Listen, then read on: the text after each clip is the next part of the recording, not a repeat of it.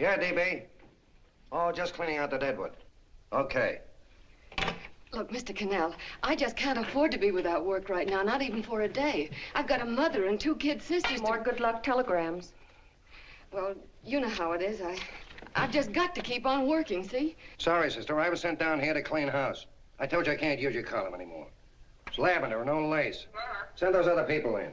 I'll tell you what I'll do. I get $30 a week. I'll take 25, 20 if necessary. I'll do anything you say. It isn't the money. We're after circulation. What we need is fireworks. People are going to hit with sledgehammers. Start arguments. Oh, I can do that. I know this town inside out. Oh, give me a chance, All please. right, come in. Cashier's got your check. Who are these people? Gibbs, Furley, Cunningham, Giles. Hey, you sister. Don't forget to get out your last column before you pick up your check.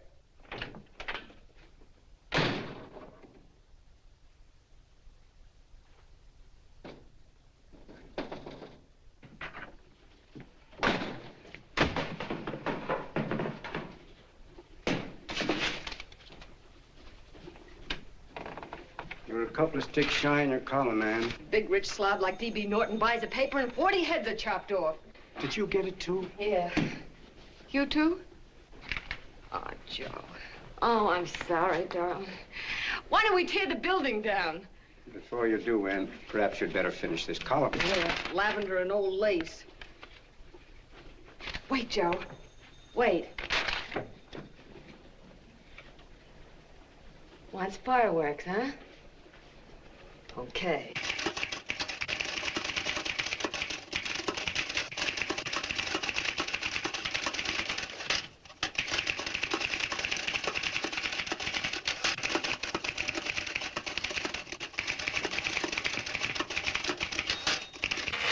Here. Below is a letter which reached my desk this morning. It's a commentary on what we laughingly call a civilized world.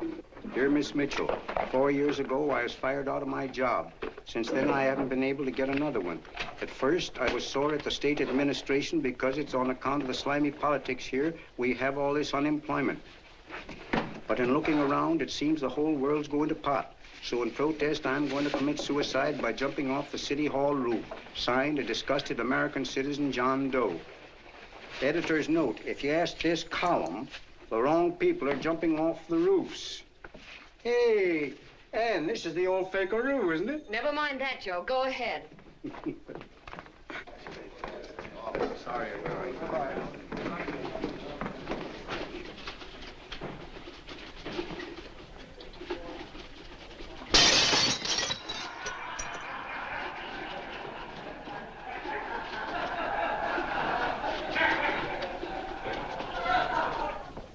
And it's because of the slimy politics that we have all this unemployment here. There it is. That's D.B. Norton's opening attack on the governor. Why, Jim, it's just a letter sent into a column. No, I can smell it. That's Norton. Good morning, gentlemen. Good morning, Governor. Morning, Governor. You're rather early. Governor, did you happen to see this in a new bulletin? Yes. I had it served with my breakfast this morning. Jim thinks it's D.B. Norton at work. Of course it is. Oh, come, Jim. That little item, D.B. Norton does things in a much bigger way. This is his opening attack on you, Governor. Take my word for it. What did he buy a paper for? Why did he engage a high-pressure editor like Connell for? He's in the oil business. I tell you, Governor, he's after your scalp. All right, Jim, all right. Don't burst a blood vessel. I'll look into it. Will you get me Spencer of the Daily Chronicle, please? Yes, I saw it, Governor. If you ask me, that's a phony letter. Why, that gag has got whiskers on it. Okay, I'll get the mayor and maybe the Chamber of Commerce to go after them. Get Mayor Lovett on the phone. Sorry, the mayor's busy on the other phone. Yes, I know, Mrs. Brewster. It's a terrible reflection on our city. I've had a dozen calls already. Spencer of the Chronicle. Hold him. Just a minute. Yes, Mrs. Brewster. I'm listening. I insist that this John Doe man be found and given a job at once. Now, if something isn't done about it, I'll call out the whole auxiliary. Yes, and the junior auxiliary, too. We'll hold a meeting and see that it is. Yes, Spencer? Who? The governor? Well, what about me? It's my building he's jumping off of, and I'm up for re-election, too. What are you doing? Get Connell at the bulletin. Why, he's liable to go right past my window. Get me Connell. What was that? What? Out the window. Something just flew by. I didn't see anything. Well, don't stand there, you idiot. Go and look. Open the window. Oh, why did he have to pick on my building? Is there a crowd in the street? No, sir. Then maybe he's caught on a ledge. Look again. I think it must have been a seagull. A seagull? What's a seagull doing around the city hall? That's a bad omen, isn't it? Oh, no, sir. The seagull is a lovely bird. It's all right, Mrs. Brewster. It was just a seagull. Can I help? Nothing's happened yet. No, I'm watching. Don't worry, Mrs. Brewster. Just leave it all to me. Spencer, I'll call you back. Hello, Connell? What are you doing? This is the mayor. Yes, Mayor Lovett. How many times are you going to call me? I've got everybody and his brother and sister out looking for him. Did you see the box I'm running? An appeal to John Doe. Think it over, John. Life can be beautiful, says Mayor. If you need a job, apply to the editor of this paper and so forth and so forth. Okay, Mayor, I'll let you know as soon as I have something. What? Well, pull down the blinds. Been up to Miss Mitchell's house, boss. Boy, she's in a bad way. Where is she? Hey, do you know something? She supports a mother and 2 kids. What do you know about that? Did you find her? No. Her mother's awful worried about her. When she left the house, she said she was going on a roaring drunk. The girl, I mean. Go out and find her. Sure. Hey, but the biggest thing I didn't tell you, her old man's Doc Mitchell. You know the doc that saved my mother's life and wouldn't take any money for it? You remember that. Okay, boss, I'll go and look for her. Holy smokes, Commissioner, you've had 24 hours. Okay, Hawkshaw, grab a pencil. Here it is again. About 5'5", brown eyes, light chestnut hair, and as fine a pair of legs as ever walked into this office.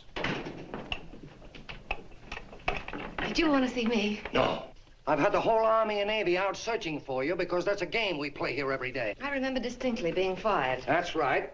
But you have a piece of property that still belongs to this newspaper, and I'd like to have it. What's that? The letter. What letter? The letter from John Doe. Oh. The whole town's in an uproar. We've got to find him, and the letter's the only clue. There is no letter. We'll get a handwriting expert to... What? There is no letter. Say that again. There's no letter. I made it up. You made it up. Mm-hmm. You said you wanted fireworks. Don't you know there are 9 jobs waiting for this guy? 22 families want to board him free. 5 women want to marry him, and the mayor's practically ready to adopt him, and you... Just call the morgue, boss. They said there's a girl there. Shut up. Ann! Say, why didn't you... Beanie. Only one thing to do, Hank. Drop the whole business quickly. How? Run a story. Say John Doe was in here and is sorry he wrote the letter and... That's right. They've got it, sure. He came in here and I made him change his mind.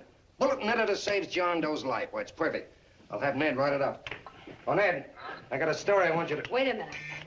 Listen, you great, big, wonderful genius of a newspaper man. You came down here to shoot some life into this dying paper, didn't you? Well, the whole town's curious about John Doe, and boom, just like that, you're going to bury him. There's enough circulation in that man to start a shortage in the ink market. In what man? John Doe. What John Doe? John Doe, the one I made up.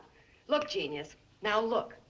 Suppose there was a John Doe and he walked into this office. What would you do? Find him a job and forget about the whole business, I suppose, huh? Not me. I'd make a deal with him. A deal? Sure, when you get hold of a stunt that sells papers, you don't drop it like a hot potato. Well, this is good for at least a couple of months. You know what I'd do? Between now and, let's say, Christmas when he's gonna jump, I'd run a daily on. Starting with his boyhood, his schooling, his first job. A wide-eyed youngster facing a chaotic world. The problem of the average man, of all the John Does in the world. Now, then comes the drama. He meets discouragement. He finds the world his feet of clay. His ideals crumble. So what does he do? He decides to commit suicide and protest against the state of civilization. He thinks of the river, but no.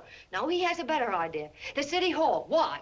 Because he wants to attract attention. He wants to get a few things off his chest, and that's the only way he can get himself heard. So? So he writes me a letter, and I dig him up. He pours out his soul to me. And from now on, we quote, I protest by John Doe. He protests against all the evils in the world. The greed, the lust, the hate, the fear. All of man's inhumanity to man. Arguments will start. Should he commit suicide or should he not? People will write in pleading with him. But no, no, sir. John Doe will remain adamant. On Christmas Eve, hot or cold, he goes. See? Very pretty. Very pretty indeed, Miss Mitchell. But would you mind telling me who goes on Christmas Eve? John Doe. What John Doe? The one we hire for the job, you lunkhead. Wait a minute. Let me get this through this lame brain of mine. Are you suggesting we go out and hire someone to say he's going to commit suicide on Christmas Eve? Is that it? Well, you're catching on. Who, for instance? Anybody. Beanie'll do. Why, sure. Who, me? Jump off a... Oh, no, any time at Christmas. I'm superstitious.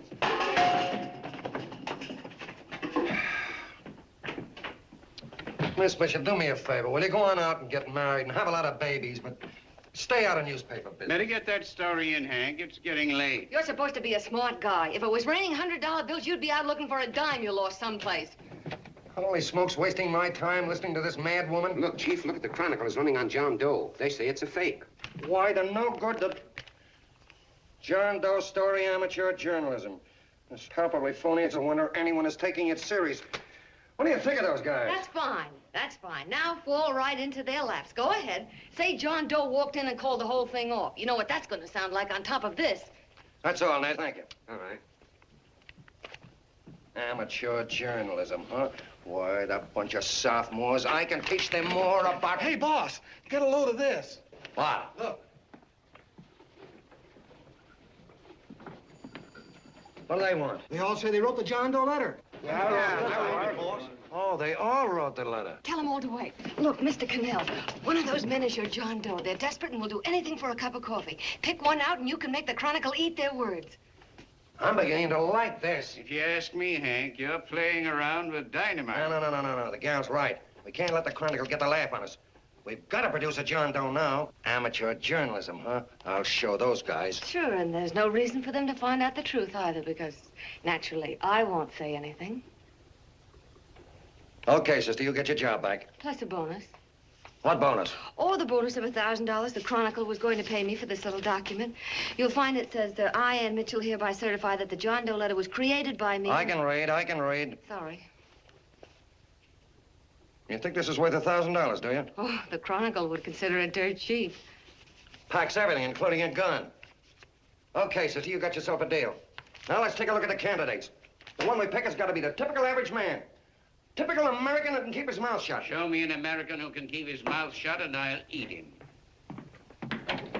Okay, Beanie, bring him in one at a time.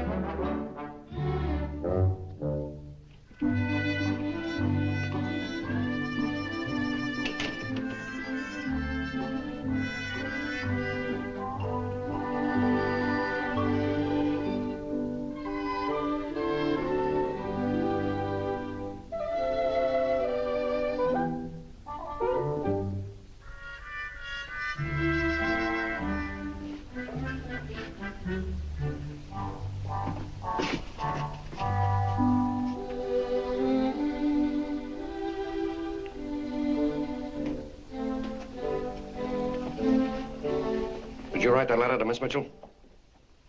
No, I didn't. What are you doing up here, then? Well, the paper says there were some jobs around loose. Thought there might be one left over. Had any schooling? Yeah, a little. What do you do when you work? I used to pitch. Baseball? Yeah, till the wing went bad. Where'd you play? Bush leagues, mostly. How about family? Got any family? No. Oh, just traveling through, huh? Yeah, me and a friend of mine. He's outside. Looks all right. It's perfect, a baseball player. What could be more American? I wish he had a family, though. Be less complicated without a family. Look at that face, it's wonderful. They'll believe him. Come on. What's your name? Willoughby. John Willoughby. Long John Willoughby, they called me in baseball. Would you like to make some money? Yeah, maybe. Would you be willing to say you wrote that letter and stick by it? I get the idea. Yeah, maybe. That's our man. He's made to order. I don't know. He don't seem like the kind of a guy that'd fall in line. When you're desperate for money, you do a lot of things, Mr. Connell. He's our man, I tell you. He's fainted. Get the water quickly. Hurry up, Pop. Oh. Right here, sit down. You all right? Yeah, I'm all right. How many is that, 6?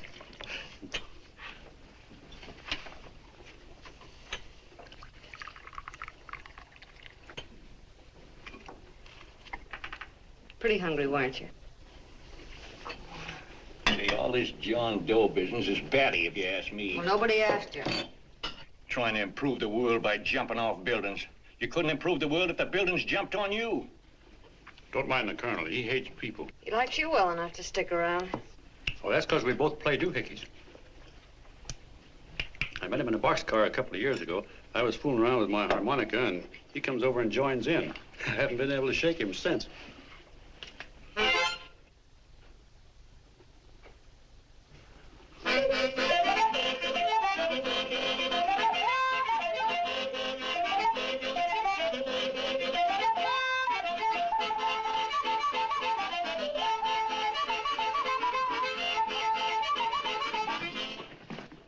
Here he is. No, you can't take pictures of him like that, eating a sandwich and with a beard.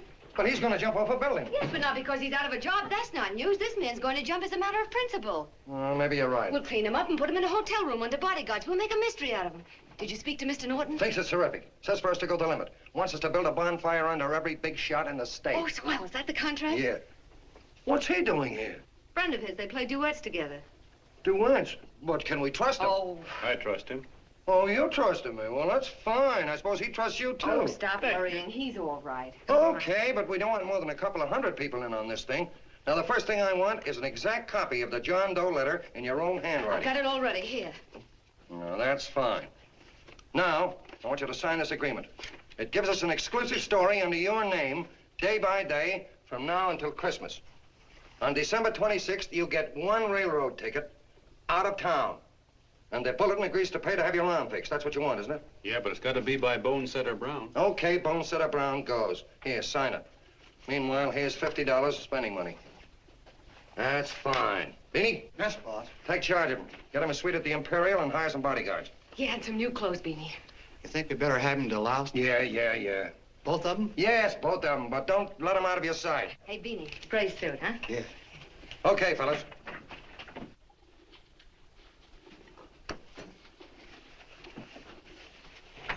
Take it easy, John Doe. And you start pounding that typewriter. Oh, boy, this is terrific. No responsibilities on our part, just statements from John Doe, and we can blast our heads off. Before you pop too many buttons, don't forget to make out that check for $1,000. Okay, fellas, now, let me see. You sit outside the door. Nobody comes in, see? You two fellas sit in here. Hey, pretty nifty, huh? You ain't gonna get me to stay here. Sure you are. No, sir. That spot under the bridge where we slept last night's good enough for me. Say, what'll I do with this baggage? Well, stick him in the bedroom. Give me mine. I ain't staying.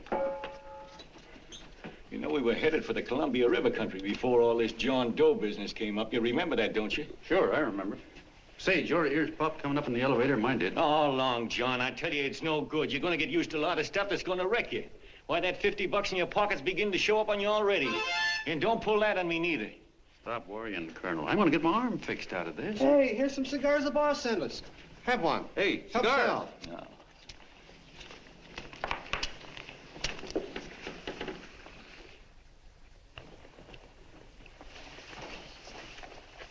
Say, I'll bet you even the major leaguers don't rate an outfit like this. Here, make yourself comfortable. Paper? I don't read no papers, and I don't listen to radios either. I know the world's been shaped by a drunken barber, and I don't have to read it.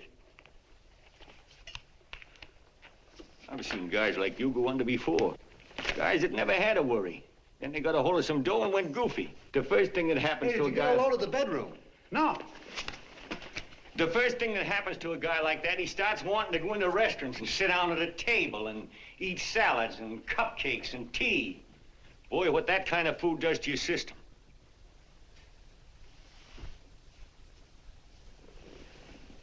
The next thing the dope wants is a room.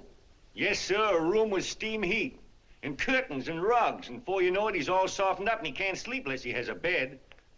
Hey, stop worrying, Colonel. $50 ain't gonna ruin me. I've seen plenty of fellas start out with $50 and wind up with a bank account. Hey, what's the matter with the bank account, anyway? And let me tell you, Long John, when you become a guy with a bank account, they got you.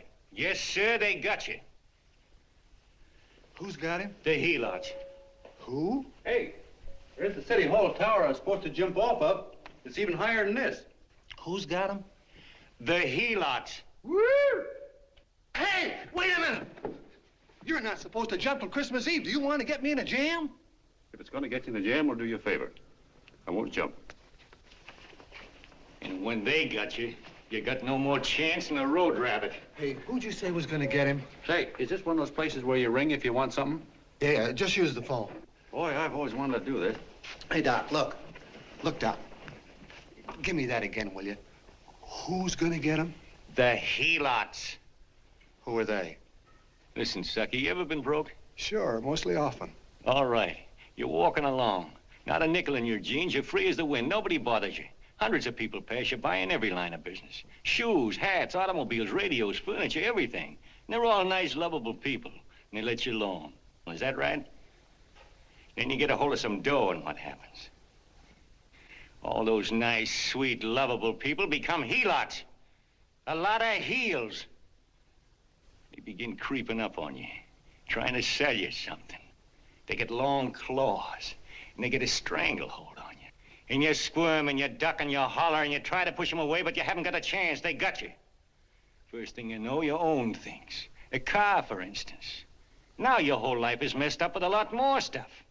You get license fees, and number plates, and gas, and oil, and taxes, and insurance, and identification cards, and letters, and bills, and flat tires, and dents, and traffic tickets, and motorcycle cops, and courtrooms, and lawyers, and fines, and 1,000,001 other things. And what happens? You're not the free and happy guy you used to be. You gotta have money to pay for all those things. So you go after what the other fellas got. And there you are. You're a helot yourself.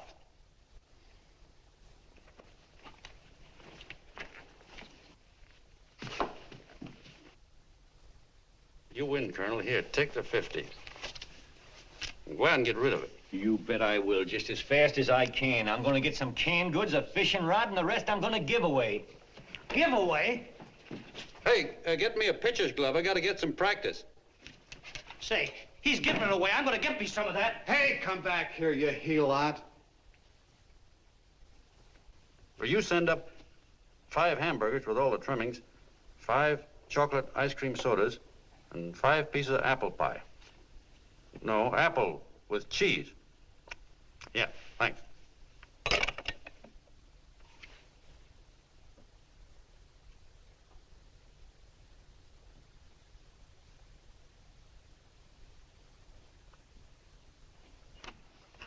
Hello there.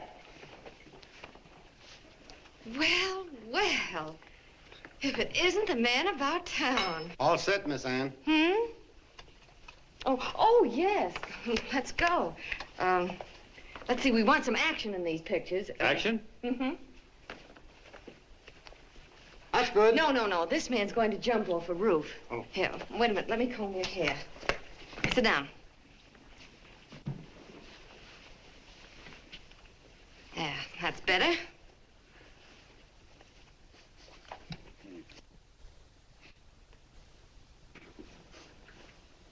You know, he's got a nice face, hasn't he? Yeah, he's pretty. Yeah, sit down. Quiet, egghead. All right, now a serious expression. Can't. I'm feeling too good. Oh, come on now. This is serious. You're a man disgusted with all of civilization. With all of it? Yes, you're sore at the world. Come on now. Oh, crabby guy, huh? Yeah. No.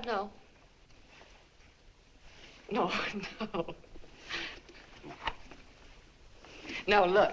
You don't have to smell the world. Well, all those guys in the picture Never mind those guys. All right, stand up. Now, let's see what you look like when you protest. Against what? Against anything. Just protest. You got me. Oh, look, I'm the umpire, and you just cut the heart of the plate with your fast one, and I called it a ball. What would you do? Oh, you did, huh? Yeah. Why can't you call him right, you boneheaded... Grab it, Eddie, grab it!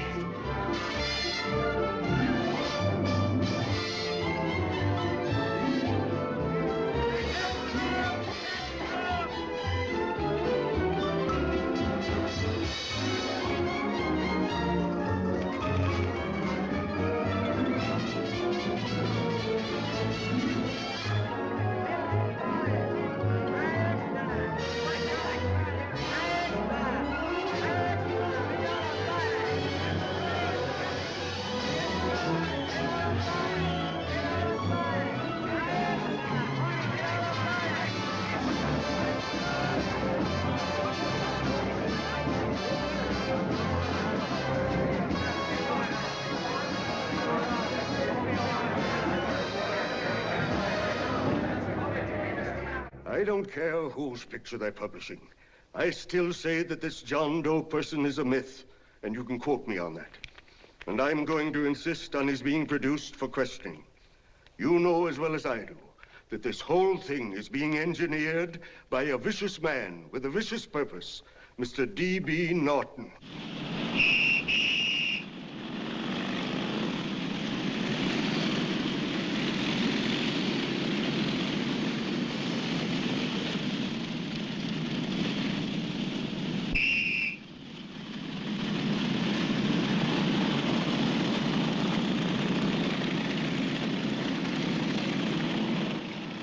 And Miss Mitchell are at the house, sir. Oh, they are? All right, come on. Personally, I think it's just plain stupidity to drop it now. You should see his fan mail, thousands. Why, it's going over like a house afire. What are you afraid of, Connell? It's doubled our circulation. Yeah, but it's got everybody sore. Ads are being pulled. The governor's starting a libel suit. What's more, they all know John Doe's a phony, and they insist on seeing Well, what about it? Let them see him. We'll go on one better. They can also hear him. You own a radio station, Mr. Norton. Why not put him on the air? Watch out for this damn DB. She'll drive you batty. Oh, Look, what? we can't let him get to this Bush League pitcher and start pumping him. Good night. Now tell him what that screwball might do. I walk in yesterday, here he is, standing on a table with a fishing pole, fly casting. Take my advice and get him out of town before this thing explodes in our faces. If you do, Mr. Norton, you're just as much of a dumb cluck as he is. Excuse me. No, you got yourself a meal ticket and you hate to Sure, let it's go. a meal ticket for me, I admit it, but it's also a windfall for somebody like Mr. Norton who's trying to crash national politics. That's what you bought the newspaper for, isn't it? You want to reach a lot of people, don't you? Well, put John Doe in the air and you can reach 130 million of them. He can say anything he wants and they'll listen to him. All right, we'll forget the governor and the mayor and all the small fry like that. This can arouse national interest. If he made a hit around here, he can do it every place else in the country.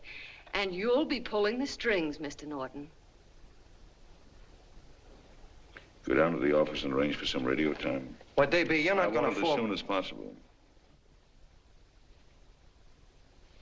Okay. I just came in to get warm myself. Come on, let's go. Don't you go. I want to talk to you.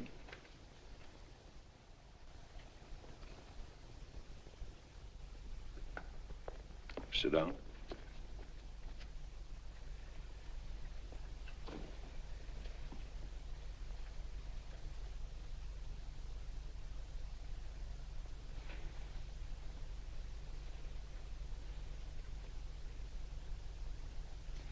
Hey, this John Doe idea was yours, huh?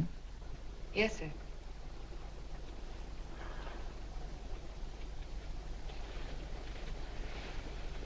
How much money do you get? $30. $30. Well, what are you after? I mean, what do you want? A journalistic career? Money. Money? Well, I'm glad to hear somebody admit it. Do you suppose you could write a radio speech that would put that fellow over? Oh, I'm sure I can. Do it, and I'll give you $100 a week. $100? That's only the beginning. You play your cards right, and you'll never have to worry about money again. Oh, I know it. Hello. Hello. Whenever there's a pretty woman around. This is my nephew, Ted Sheldon, Miss Mitchell. How do you do? How do you do? All right, Casanova, I'll give you a break. See that Miss Mitchell gets a car to take her home. Always reading my mind, aren't you? Thank you very much for everything. And Miss Mitchell, I think from now on you'd better work directly with me. Yes, sir.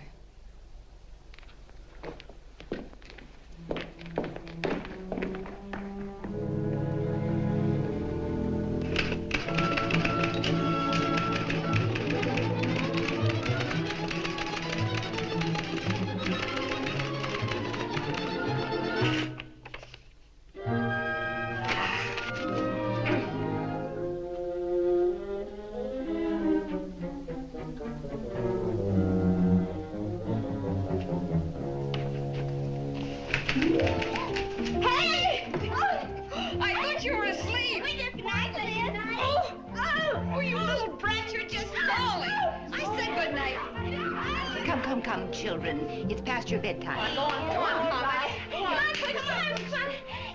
on, Now, pooch off Stick your fork through me. I'm done. I'll never get this speech right. Oh, yes, you will, Ann, dear. You're very clever. Yeah, I know. What are you looking for? Your purse, I need $10. What for? I gave you 50 just the other day. Yes, I know, dear, but Mrs. Burke had her baby yesterday. 9 pounds.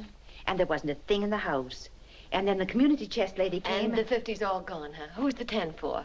The Websters. The Websters. You remember those lovely people your father used to take care of. I thought I'd buy them some groceries. Oh, Anne, dear, it's a shame those... You're marvelous, Ma. You're just like Father used to be. Do you realize a couple of weeks ago we didn't have enough to eat ourselves? Well, yes, I know, dear, but these people are in such need. And we have plenty now. If you're thinking of that $1,000, forget it. It's practically all gone. We owed everybody in town. Now, you just got to stop giving all your money away. Oh, Anne, dear. Oh, I'm sorry, Ma. Oh, don't pay any attention to me. I guess I'm just upset about all this. Gee whiz, here I am with a great opportunity to get somewhere, to give us security for once in our lives, and I'm stuck. If I could put this over, your Mrs. Burke can have 6 babies. You mean the speech you're writing? Yeah, I don't know. I simply can't get it to gel. I created somebody who's going to give up his life for a principle. Hundreds of thousands of people are going to listen to him over the radio. And unless he says something that's sensational, it's just no good. Well, honey, of course, I don't know what kind of a speech you're trying to write, but judging from the samples I've read, I don't think anybody will listen. What? Darling, there's so many complaining political speeches. People are tired of hearing nothing but doom and despair on the radio. If you're going to have him say anything, why don't you let him say something simple and real, something with hope in it? If your father were alive, he'd know what to say. Oh, yeah. Father certainly would. Wait a minute.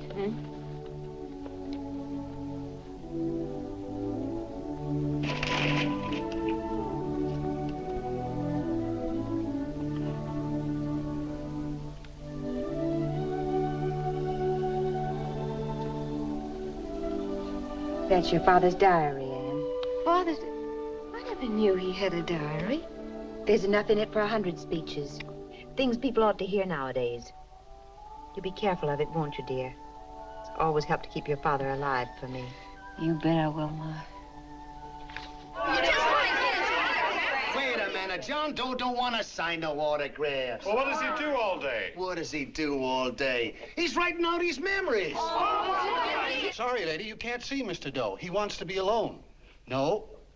No, he just sits around all day and commutes with himself.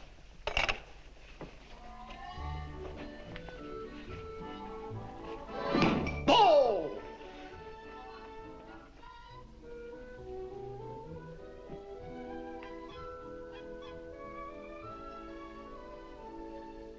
I don't know how you're going to stand it around here till after Christmas. I'll bet you ain't heard a train whistle in 2 weeks.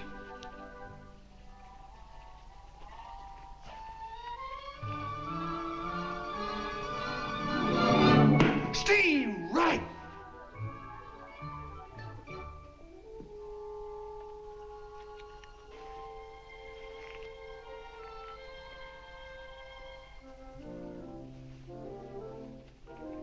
I know why you're hanging around.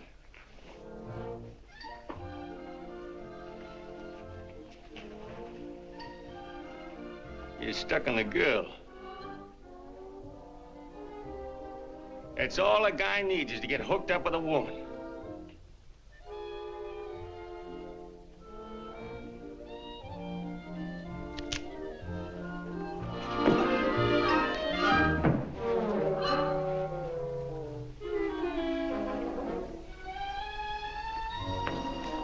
What was that, a single? First baseman dropped the ball. Butterfingers. Tough luck, pal.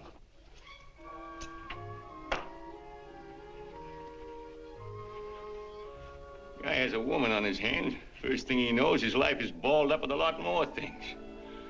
Furniture and...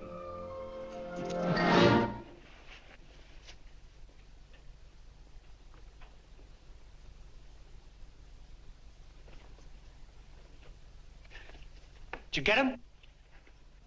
You're out. Swell. What's this, the end of the 8th? 9th.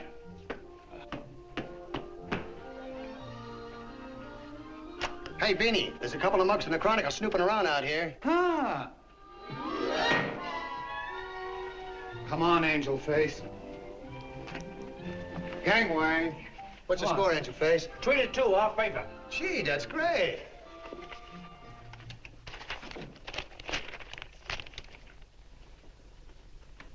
Hey, you got swell form there. Must have been a pretty good pitcher. Pretty good. Say, I was just about ready for the major leagues when I chipped a bone in my elbow. I got it pitching a 19-inning game. 19? Yeah. There was a major league scout there watching me, too. And he came down after a game with a contract. You know what? I couldn't lift my arm to sign it.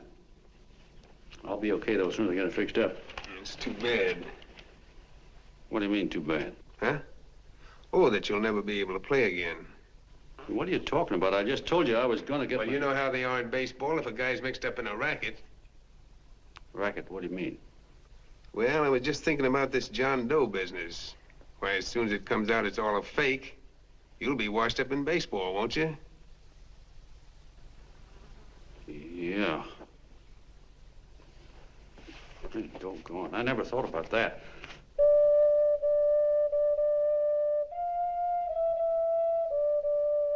Gosh. And another thing, what about all the kids in the country? The kids that idolize ball players.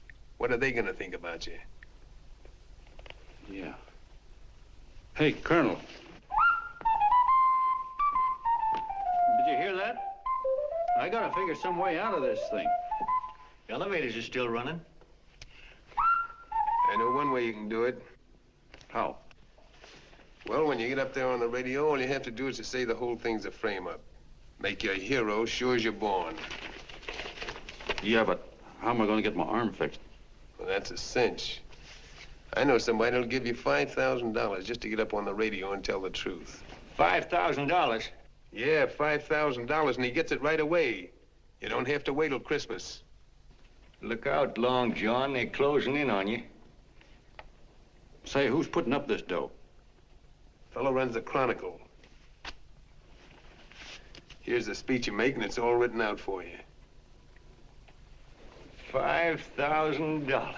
Holy mackerel, I can see the helots coming, the whole army of them. It's on the level.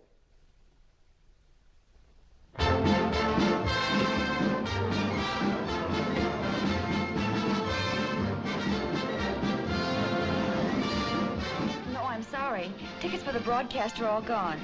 Phone the bulletin. Sorry, no more tickets left.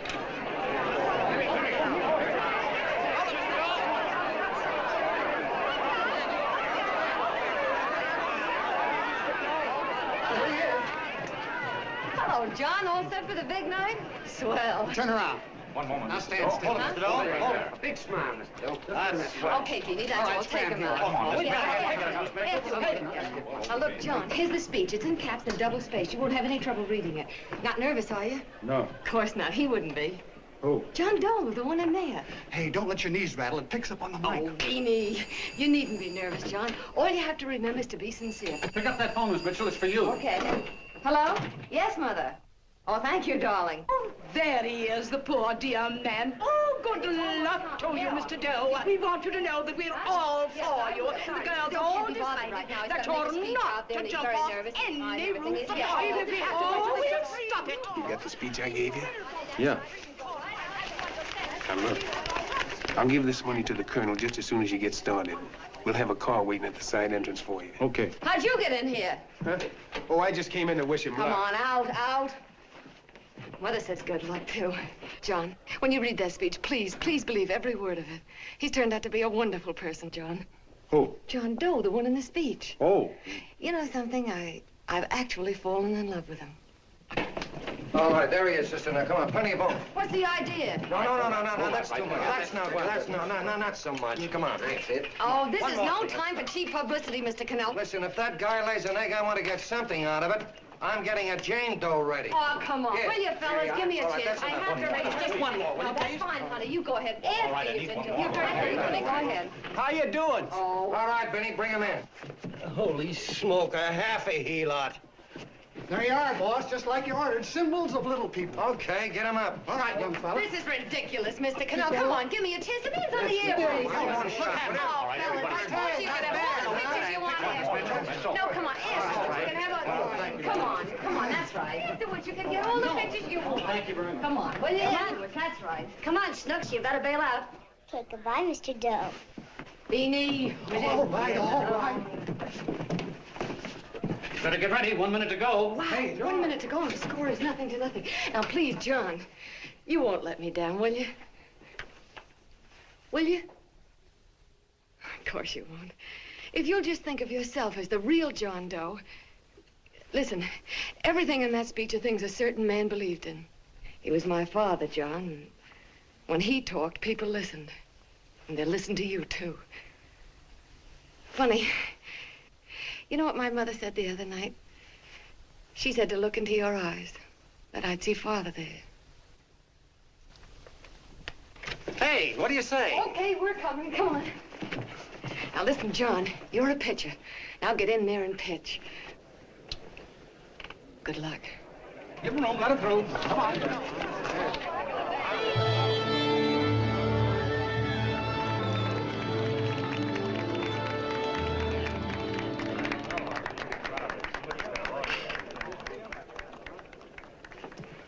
Hey, let's get out of here. There's the door right there. Hey, what are you doing here? That's what I'd like to know. Come on, out. Hey, he's a friend of mine. Never mind, let him alone. He's all right. I'll be right over there pulling for you.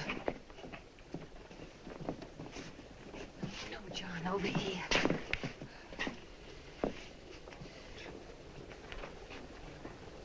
Stand by.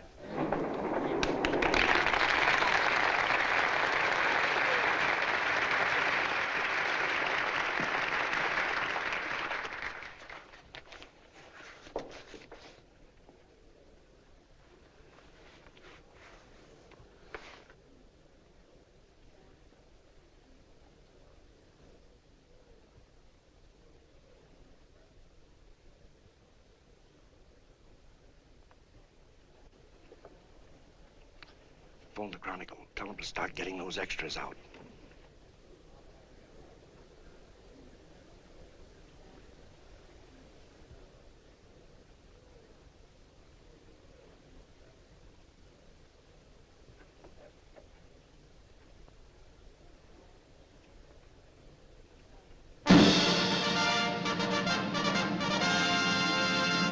And good evening, ladies and gentlemen. This is Kenneth Fry speaking for the New Bulletin. Tonight we give you something entirely new and different. Standing beside me is the young man who has declared publicly that on Christmas Eve he intends to commit suicide, giving as his reason, quote, "I protest against the state of civilization," end quote.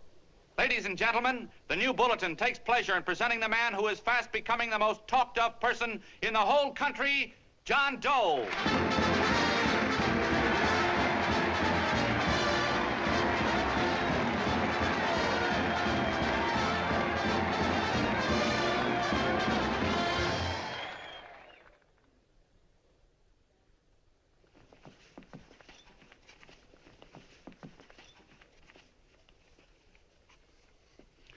Ladies and gentlemen, I am the man you all know as John Doe. I took that name because it seems to describe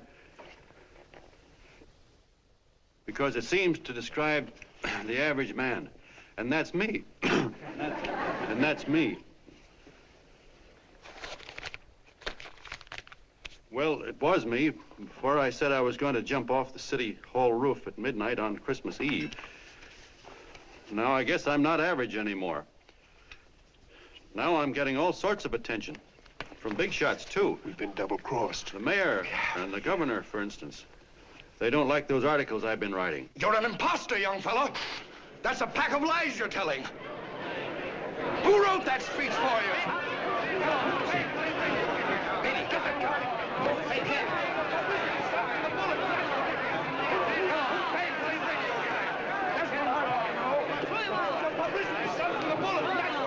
Spencer. Ladies and gentlemen, the disturbance you just heard was caused by someone in the audience who tried to heckle Mr. Doe. The speech will continue.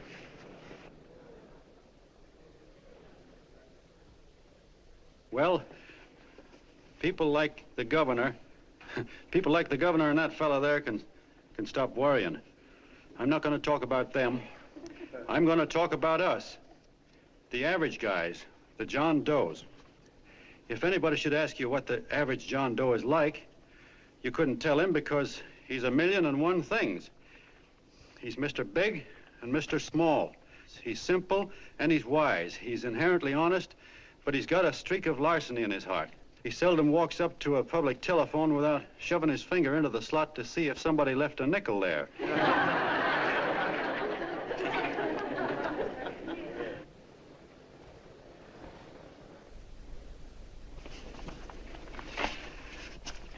He's the man the ads are written for. He's the feller everybody sells things to.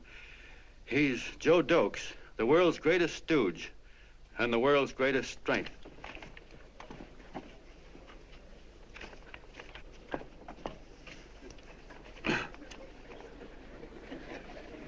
Yes, sir. Yes, sir, we're a great family, the John Does. We are the meek who are supposed to inherit the earth. You'll find us everywhere. We raise the crops, we dig the mines, work the factories, keep the books, fly the planes, and drive the buses. And when a cop yells, "Stand back there, you," he means us, the John Does. Well, what kind of a speech is that? Didn't you read it? We've existed since time began. We built the pyramids. We saw Christ crucified, pulled the oars for Roman emperors, sailed the boats for Columbus, retreated from Moscow with Napoleon, and froze with Washington at Valley Forge. Yes, sir. We've been in there dodging left hooks since before history began to walk. In our struggle for freedom, we've hit the canvas many a time, but we always bounce back because we're the people, and we're tough.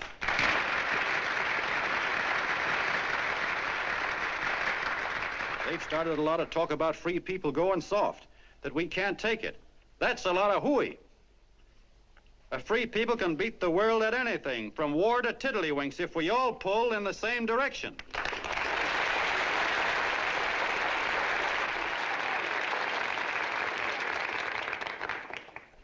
I know a lot of you are saying, "What can I do? I'm just a little punk. I don't count." Well, you're dead wrong. The little punks have always counted, because in the long run, the character of a country is the sum total of the character of its little punks.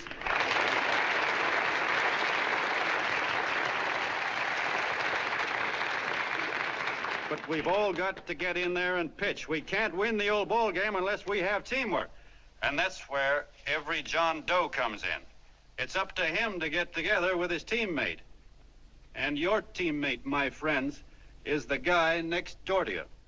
Your neighbor. He's a terribly important guy, that guy next door. You're going to need him, and he's going to need you, so look him up. If he's sick, call on him. If he's hungry, feed him. If he's out of a job, find him one. To most of you, your neighbor is a stranger, a guy with a barking dog and a high fence around him. Now, you can't be a stranger to any guy that's on your own team. So tear down the fence that separates you. Tear down the fence, and you'll tear down a lot of hates and prejudices. Tear down all the fences in the country, and you'll really have teamwork.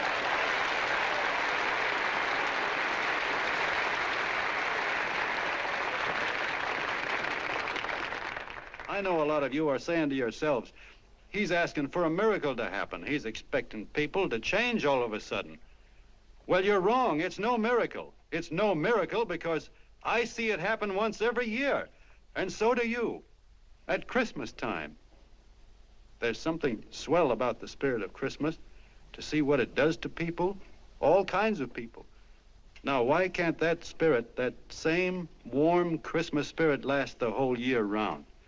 Gosh, if it ever did, if each and every John Doe would make that spirit last 365 days out of the year, we'd develop such a strength, we'd create such a tidal wave of goodwill that no human force could stand against it. Yes, sir, my friends. The meek can only inherit the earth when the John Does start loving their neighbors. You better start right now. Don't wait till the game is called on account of darkness. Wake up, John Doe. You're the hope of the world.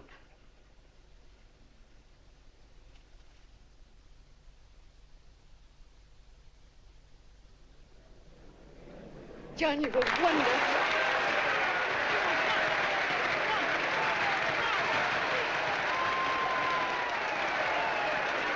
Let's get out of here. Now you're talking.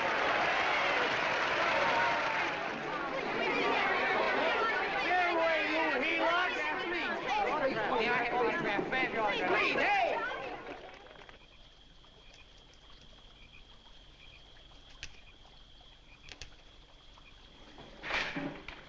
I knew you'd wake up sooner or later. Boy, am I glad we got out of that mess. I had the $5,000 sewed up. Could have been on my way to old Doc Brown. You're a pitcher, John, she says. Now, go in there and pitch. What a sucker. Yeah, she's a heel-lot just like the rest of them. It's lucky you got away from her. What was I doing up there making a speech anyway? Me, huh? Geez, the more I think about it, the more I could... Tear down all the fences. Why, if you tore one picket off of your neighbor's fence, he'd sue you. $5,000 had it right in my hand. What do you mean he ran away? Well, go after him, find him. That man is terrific.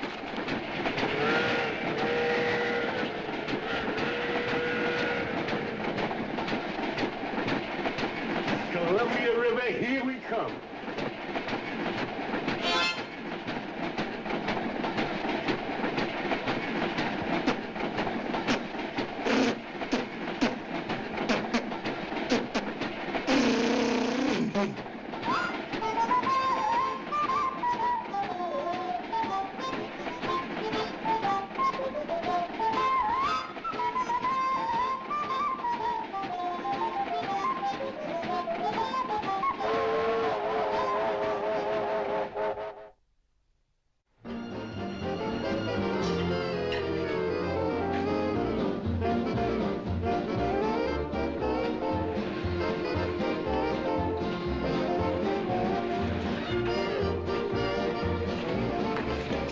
Jitterbugs.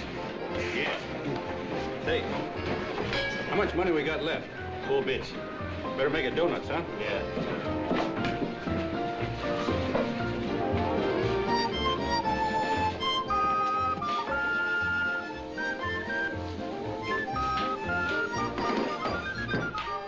What'll it be, gents? Have you got a couple of steaks about that big and about that thick? Yeah, with hash brown potatoes and tomatoes and apple pie and ice cream and coffee. And donuts, I know. Hey, Ma, Seekers, a pair. Fingers of pear coming up. Glad he took the tea out of that.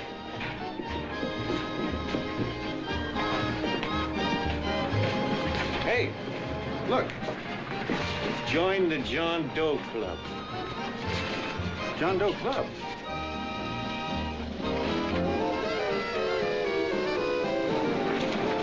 Uh-oh. You John Doe? Who? John Doe. Ah, you need glasses, buddy. Oh, but gee, it's a spitting image of John Doe. Yeah, but his name is Willoughby. Oh, John Willoughby. I'm a baseball player. Sure. Oh, no, I'd know that voice anyway. You can't kid me. You John Doe. Hey, Ma! Ma! That's John Doe. John Doe? Yeah, sitting right there, big as life. Who'd you say it was? John Doe, the big guy there. Pictures in the paper. That's John Guy. John Doe. John Doe. Sitting right there, John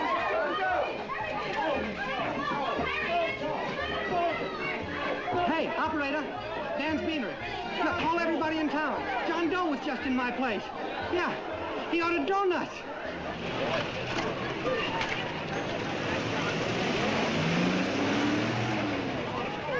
John Doe. See John Doe.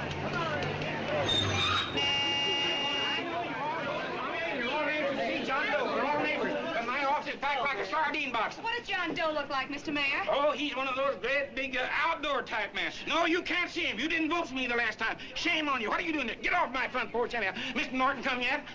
Oh, well, I wonder where he's at. What's keeping him? He should have been here 15 minutes ago. Oh, there it comes now. Now, everybody on your dignity. Don't do anything to disgrace us. A little town, but we got to show off. Better let me talk to him. All right, but present it to him as a great cause for the common man. Ah, here he comes. Now, give him room down there. Give him room, folks. Come on now. Come on, here they come. Here they come. Here's Mr. Norton. How do you do, Mr. Norton? I'm Mayor Hawkins. Here's Mr. Miles. Let me go, you darn fool. I'm the mayor. Mr. Norton. Mr. Norton. Mr. Norton. I'm Mayor Hawkins. Your office telephoned me to hold him. Well, that's fine. How is he? Oh, he's fine. He's right in my office there. You know, it's a great honor having John Doe here, and you too. Haven't had so much excitement since the old City Hall burned down. People are so excited and they'll tore his clothes off. Oh, Matilda, darling, phone the newspapers, tell them Mr. Norton's here. Step right inside, Mr. Norton. My office. Very comfortable here, Mr. Norton. Just had it air conditioned. Gangway, please. Get room for Mr. Norton. Gangway. Gangway. Here he is, Mr. Norton. Well taken care of. The neighbors are serving him a light lunch. Hello, John. Well, Mr. Mayor, if you don't mind, we'd like to talk to him alone. Why, certainly, certainly. All right, everybody. Clear out. But you... Everybody, quickly now. Come on. Look at that. Come on. That's All right. Don't argue with me here. Wait till we get home. Don't you push me around like that. Even though I'm your wife, you can't push me around. Look, Mr. Norton, I think you got a lot of nerve having those people hold us here. There's nobody holding you here, Mr. Doe. It's only natural There's that people... nobody holding us here. Let's get going. Incidentally, my name isn't Doe, it's Willoughby. Look, John, something terribly important's happened. They're forming John Doe clubs. We know of 8 already, and they say that there's John Doe clubs? What for? To carry out the principles you talked about in your radio speech. I don't care what they're forming. I'm on my way, and I don't like the idea of being stopped either. Oh, but you don't know how big this thing is. You should see the thousands of telegrams we've received and what they're saying about you. Look, it started as a circulation stunt, didn't it? Well, you got your circulation. Now, why don't you let me alone? Oh, it started as a circulation stunt, but it isn't anymore. Mr. Norton wants to get back of it and sponsor John Doe clubs all over the country. He wants to send you on a lecture tour. Me? Uh-huh. Well, certainly, with your ability to influence people, it might grow into a glorious movement. Say, let's get something straight here. I don't want any part of this thing. If you got an idea I'm going around lecturing to people, why, you're crazy. Baseball's my racket, and I'm sticking to it. Come on, Colonel, let's get out of here. John, please, please. I just got rid of one crowd. But please, Mr. Mayor, tell him the John Doe Club wants to talk to him. Let them in, Mr. Mayor. Let them come in. Okay, folks, but remember your manners. No stampeding. Walk slow, like you do when you come to pay your taxes.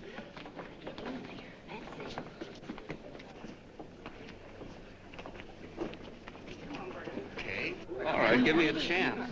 Come right in. My name's Bert Hansen, Mr. Doe. I'm the head soda jerker at Schwabacker's drugstore. Well, sir, you see, me and my wife, we heard your broadcast, and we got quite a bang out of it. Especially my wife.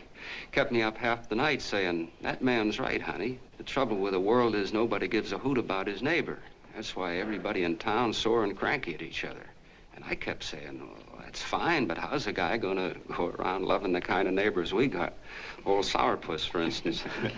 You see, Sourpuss Smithers is a guy lives all alone next door to us. He's a cranky old man that runs a second-hand furniture store. We haven't spoken to him for years. I always figured he was an ornery old gent that hated the world because he was always slamming his garage door and playing the radio so loud he kept half the neighbors up. Well, anyway, the next morning I'm out watering the lawn and I look over and there's Sourpuss on the other side of the hedge straightening out a dent in his fender. And my wife yells to me out the window. She says, go on, speak to him, Bert. And I figured, well, heck, I can't lose anything, so I yelled over to him, good morning, Mr. Smithers. He went right on pounding his fender. Was I burned? So I turned around to give my wife a dirty look, and she said, louder, louder, he didn't hear you. So in a voice you could have heard in the next county, I yelled, good morning, Mr. Smithers. Well, sir, you could have knocked me over with a feather. Old Sourpuss turned around, surprised-like, and he put on a big smile, came over and took my hand like an old lodge brother, and he said, good morning, Hansen. I've been wanting to talk to you for years, only I thought you didn't like me. And then he started chatting away like a happy little kid, and he got so excited his eyes all...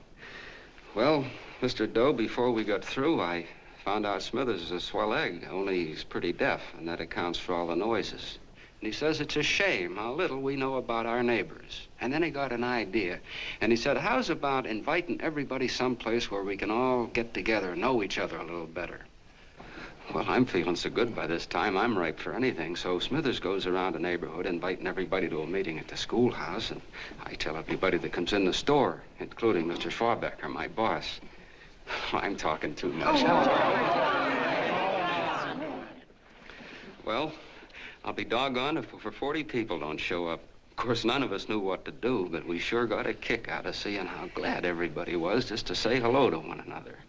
Tell him about making Sourpuss chairman. Oh, yeah, we made Sourpuss chairman and decided to call ourselves the John Doe Club. And say, incidentally, this is my wife. Come here, honey. This is my wife, Mr. Doe. How do you do, Mr. Doe? Sourpuss is here, too. Oh, is he? This is Sourpuss, or excuse me, Mr. Smithers, Mr. Doe. That's all right. If you didn't call me Sourpuss, it wouldn't feel natural. Well, anyway, I guess nearly everybody in the neighborhood came except the Delaney's. The Delaney's live in a big house with an iron fence around it, and they always keep their blinds drawn. And we always figured that he was just an old miser that sat back counting his money, so why bother about inviting him? Until Grimes, the milkman, spoke up and he said, say, you've got the Delaney's all wrong. And then he tells us about how they canceled their milk last week and how when he found a note in the bottle, he got kind of curious-like and he sort of peeked in under the blinds and found the house was empty. If you ask me, he says, they're starving. Old man Delaney has been bringing his furniture over to my place at night, one piece at a time, and selling it. Yeah, and... well, sir, a half dozen of us ran over there to fetch him, and we brought him to the meeting. And what a reception they got. Why, everybody shook hands with him and made a fuss over them, and... well, finally, Mr. and Mrs. Delaney just sat right down and cried. And then we started to find out about a lot of other people. Yeah, sure. Well, you know Grubel, for instance. Grubel's here. See? Yeah, that's a... Of course, you don't know Grubel, but he's the man that everybody figured was the worst no-account in the neighborhood because he was living like a hermit, and nobody would have anything to do with him. That isn't little Murphy. The postman told us the truth. Why, Grubel, he says, he lives out of garbage cans because he won't take charity, because it'd ruin his self-respect, he says. Just like you said on the radio, Mr. Doe. Well, sir, about a dozen families got together and gave Grubel a job watering their lawns. Isn't that wonderful? And then we found jobs for 6 other people, and they've all gone off for relief. Yeah, and my boss, Mr. Schwabecker, made a job in his warehouse for old man Delaney. And he gave you that $5 raise. Yeah, wasn't that swell? Why, Bert, I feel slighted. I'd like to join, but nobody asked me. I'm sorry, Mayor, but we voted that no politician could join. Just the John Does of the neighborhood, because you know how politicians are. Well, the reason we wanted to tell you this, Mr. Doe, was just to give you an idea of what you started. And from where I'm sitting, I don't see any sense in you jumping off any building. No. Well, thank you for listening. Goodbye, Mr. Doe. You're a wonderful man, and it strikes me you can be mighty useful walking around for a while. Hey, goodbye, Mr. Doe. Goodbye, Mr. Doe.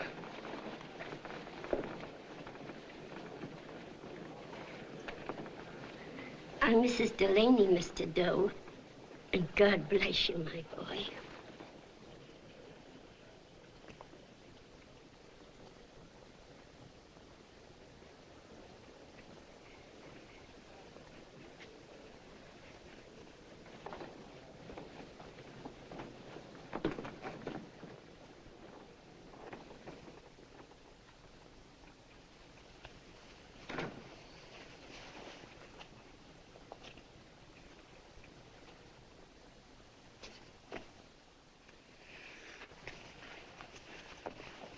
Gee whiz, I'm all mixed up.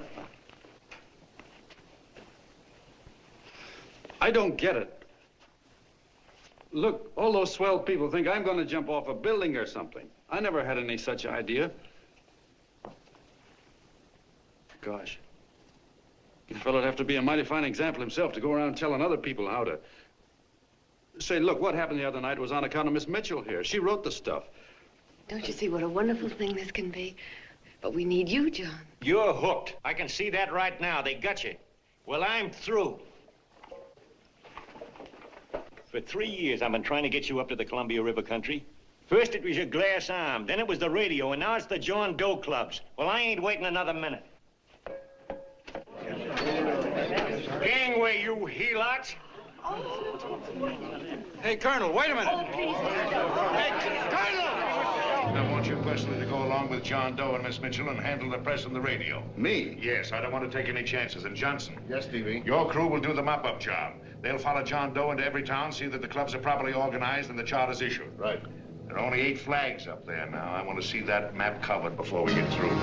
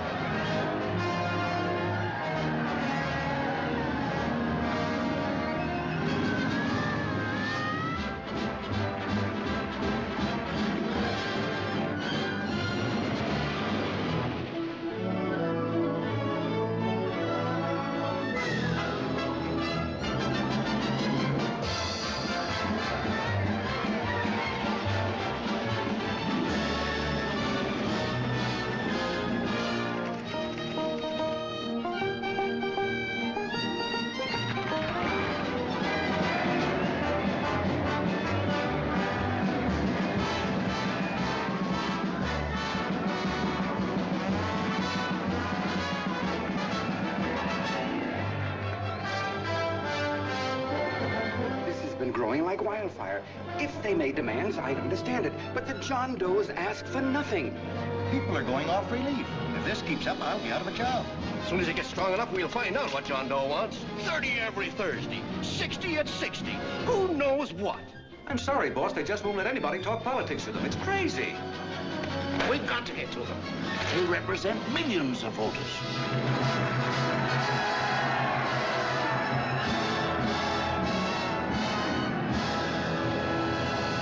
I tell you, ladies and gentlemen, this thing has been nothing short of a prairie fire. We've received so many applications for charters to the John Doe clubs, we haven't been able to take care of them. I'd hate to have that many pins stuck in me. This John Doe convention is a natural. It's going to put our city on the map. Why, over 2,400 John Doe clubs are sending delegates. Can you imagine that? You, Mr. Mayor, will be the official host. You will make the arrangements for decorating the city, parades, and a reception for John Doe when he gets home. And don't wear your high hat. No high hat? No high hat. And from you, Connell, I want a special John Doe edition every day until the convention is over. And now, if you will, please step into the outer office and look your prettiest because there are photographers there to take pictures of this committee. Don't worry, D.B. Everything will be taken care of. Isn't it all too wonderful? Gather down here in a nice group now. Get a nice picture of you. Oh, Mr. Mayor, would you step down in front row, please? You ladies get close to him. That's it. Well, I don't get it. Get what? Look, D.B., I'm supposed to know my way around. This John Doe movement has cost you a fortune. Now, this convention is going to cost plenty. Well? Well, I'm stuck with 2 and 2, and I'm a sucker if I can make 4 out of it. Where do you come in? You'll have the satisfaction of knowing that my money has been spent for a worthy cause. I see. I better stick to running the paper, huh? I think maybe you better had. And Connell, I'd like to have the John Doe contract, all the receipts for the money we advanced him, and the letter Miss Mitchell wrote, for which I gave her $1,000. Yes, sure. Well, we leave for the airport, half an hour. Is that Johnny boy's room? Better hustle him up. He'll be ready on time. He's packing. Ah, good. Did you see his picture on the cover of Time? Yeah. I gotta give you credit, Annie girl. I've handled a good many big promotions in my time. Everything from a World's Fair to a channel swimmer.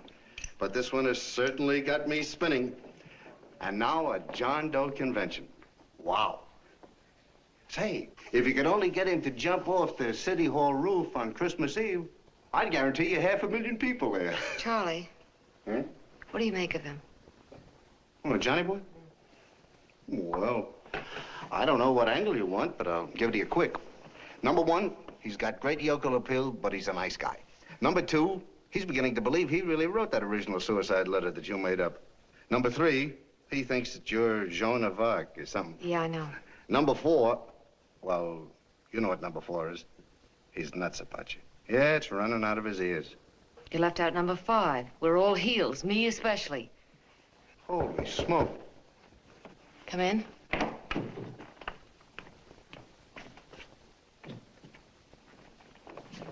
Small pack. Good. I'll go and get Beanie Boy. Okay, Charlie boy.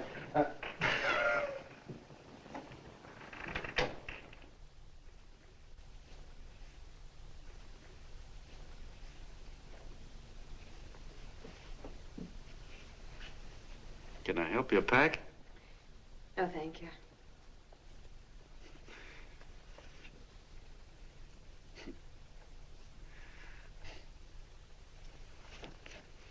Do you care if I sit down out here? No.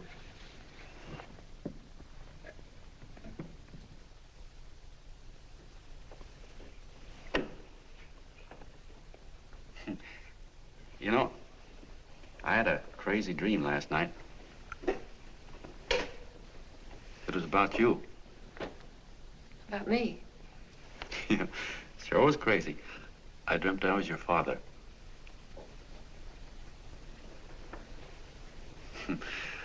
There was something I was trying to stop you from doing.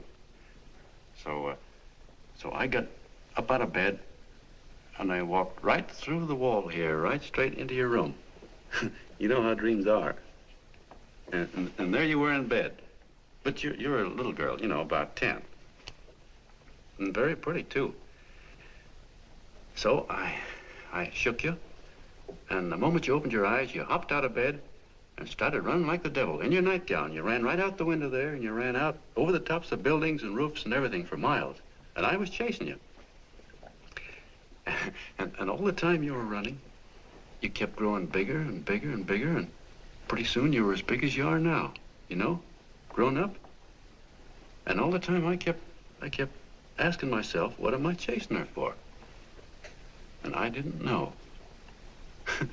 Isn't that a hot one? Well, anyway, you ran into some place, and then I ran in after you, and when I got there you were getting married.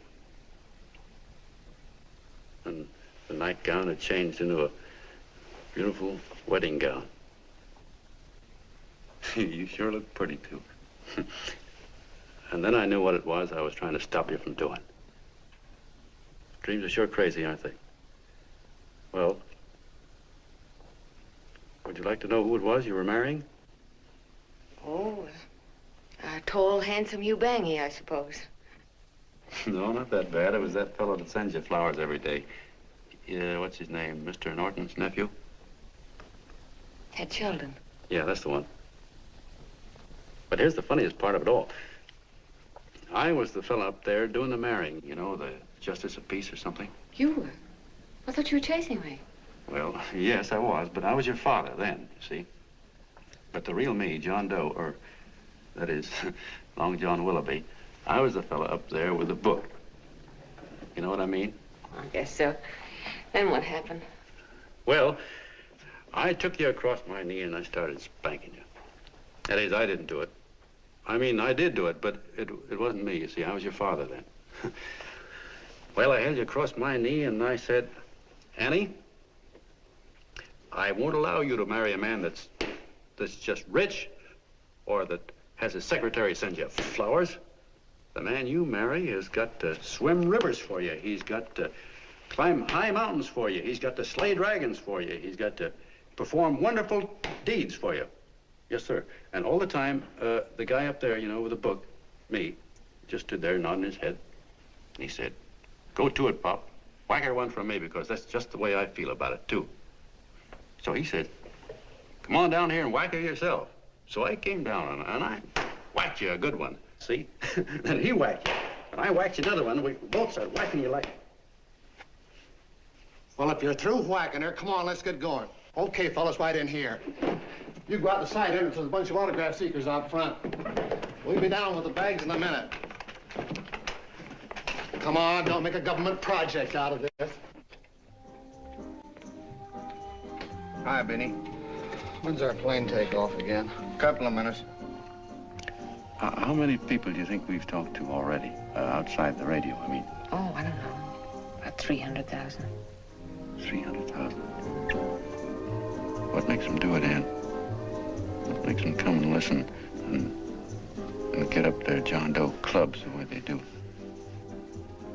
I've been trying to figure it out. Look, John, what we're handing them are platitudes, things they've heard 1,000,000 times. Love thy neighbor, clouds have silver linings, turn the other cheek. It's just a... Yeah, I heard them 1,000,000 times, too, but... there you are. Maybe they're like me, just beginning to get an idea of what those things mean. You know, I never thought much about people before. They were always just somebody to fill up the bleachers.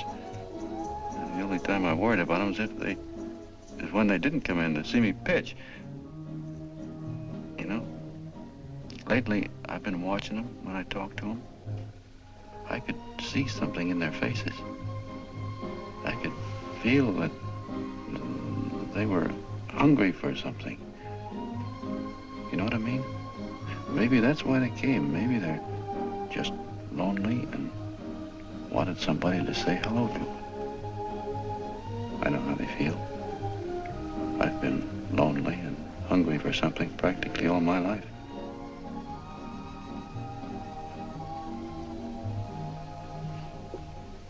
All aboard, folks. Yeah, that's true. Oh, somebody else sitting here? No, that's your seat. And this is your coat. Mine? A little token of appreciation. Oh. Oh, it's beautiful, D.B. Well, I don't quite know what to say. Well, don't say anything at all. Just sit down. Oh. Go ahead, open it. Oh. lovely. And a new contract goes with it. Well, come on, spring it. You've got something on your mind. It must be stupendous. You know, that's what I like about it. Right to the point, like that. All right, Practical Annie, here it is. Tomorrow night, before a crowd of 15,000 people and talking over a nationwide radio hookup, John Doe will announce the formation of a third party. A third party? Yes, the John Doe Party, devoted entirely to the interests of all the John Does all over the country, which practically means 90% of the voters. He will also announce the third party's candidate for the presidency, a man whom he personally recommends, a great humanitarian, the best friend the John Does have. Mr. D.B. Norton. Yes.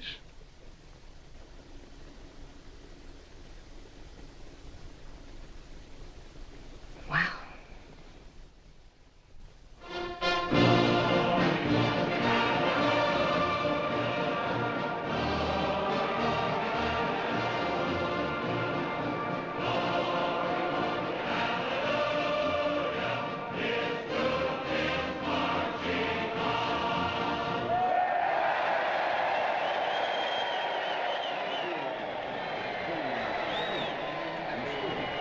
The opening of the convention is hours off. The delegates are already pouring into the ballpark by the droves, with lunch baskets, banners, and petitions asking John Doe not to jump off any roof. No matter how you look at it, it's still a phenomenal movement. These John Does, or the hoi polloi, as you've heard people call them, have been laughed at and ridiculed, but here they are, gay and happy, having traveled thousands of miles, their expenses paid by their neighbors, to come here to pay homage to their hero, John Doe. And in these days of wars and bombings, it's a hopeful sign that a simple idea like this can sweep the country. An idea based on friendliness, on giving and not taking, on helping your neighbor and asking nothing in return. And if a thing like this can happen, don't let any of your grumbling friends tell you that humanity is falling apart. This is John B. Hughes, signing off now and returning you to our main studio until 9 o'clock, when the convention will officially open. Oh, John, come in. Say, I'm it's raining out a little. That's all right. It's good to see you. Sit down. Thanks.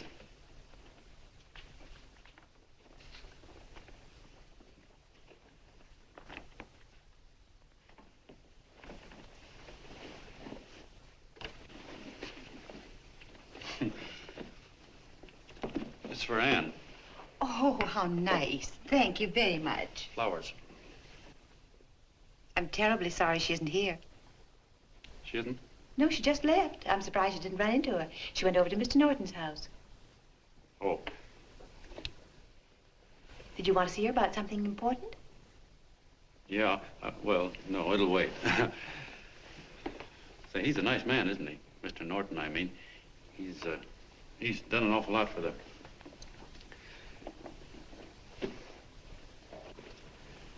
Well, say, my coat's pretty wet, and I'm afraid I might have wet the couch a little.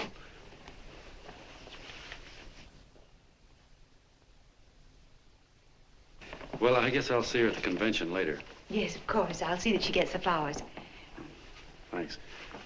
Good night, Mrs. Mitchell. Good night, John.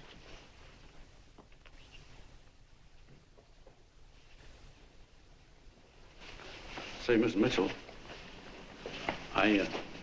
I'm kind of glad Anne isn't here.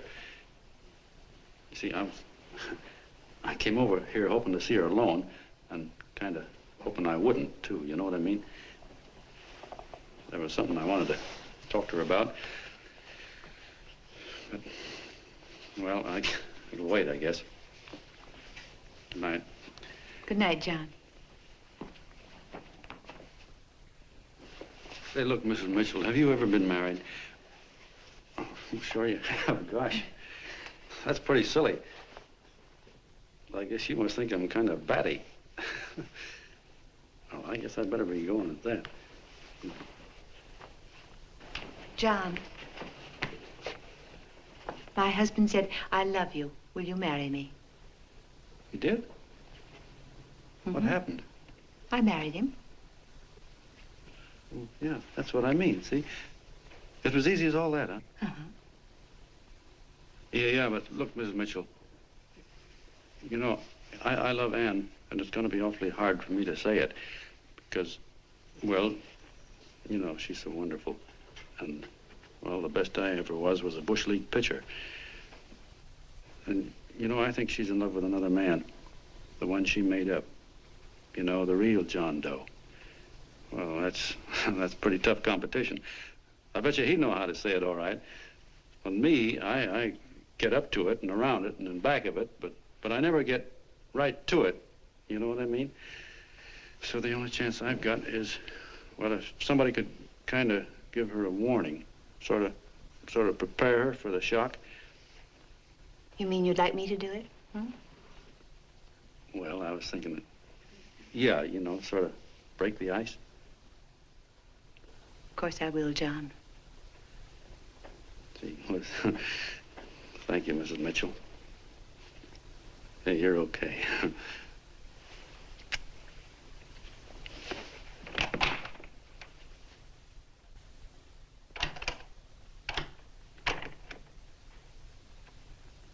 This John Doe meeting is going to be one of the biggest things that ever happened. Why, they're coming from all over. Trains, boxcars, wagons. Look out! Hello, bodyguards. Hey, had your dinner yet? Not yet. Oh, that's all right. Well, look, no, go ahead and have your dinner. Wait a minute, John.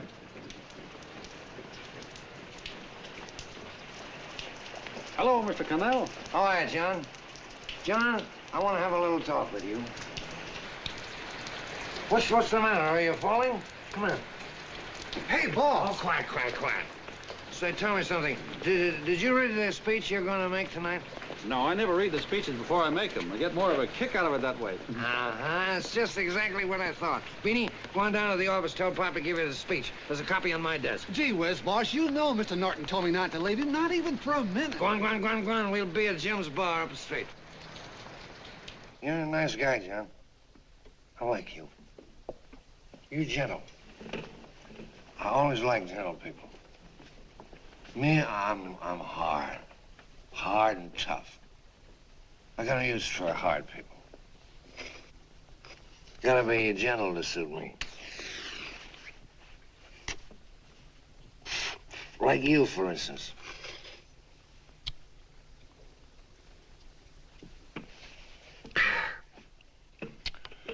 Yep, I'm hard. But you want to know something? I've got a weakness. Never guess that, would you? Well, I have. Want to know what it is?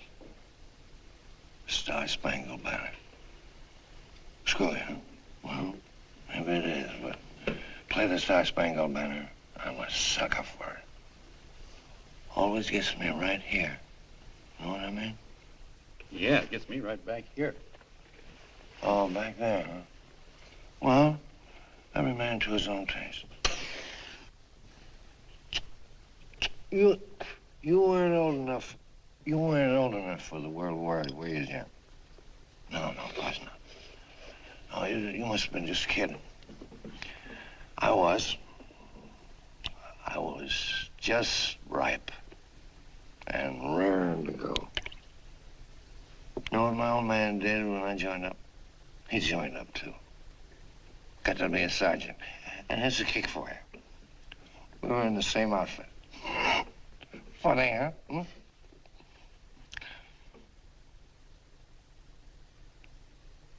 He was killed, John. I saw him get it. I was right there, and I saw it with my own eyes.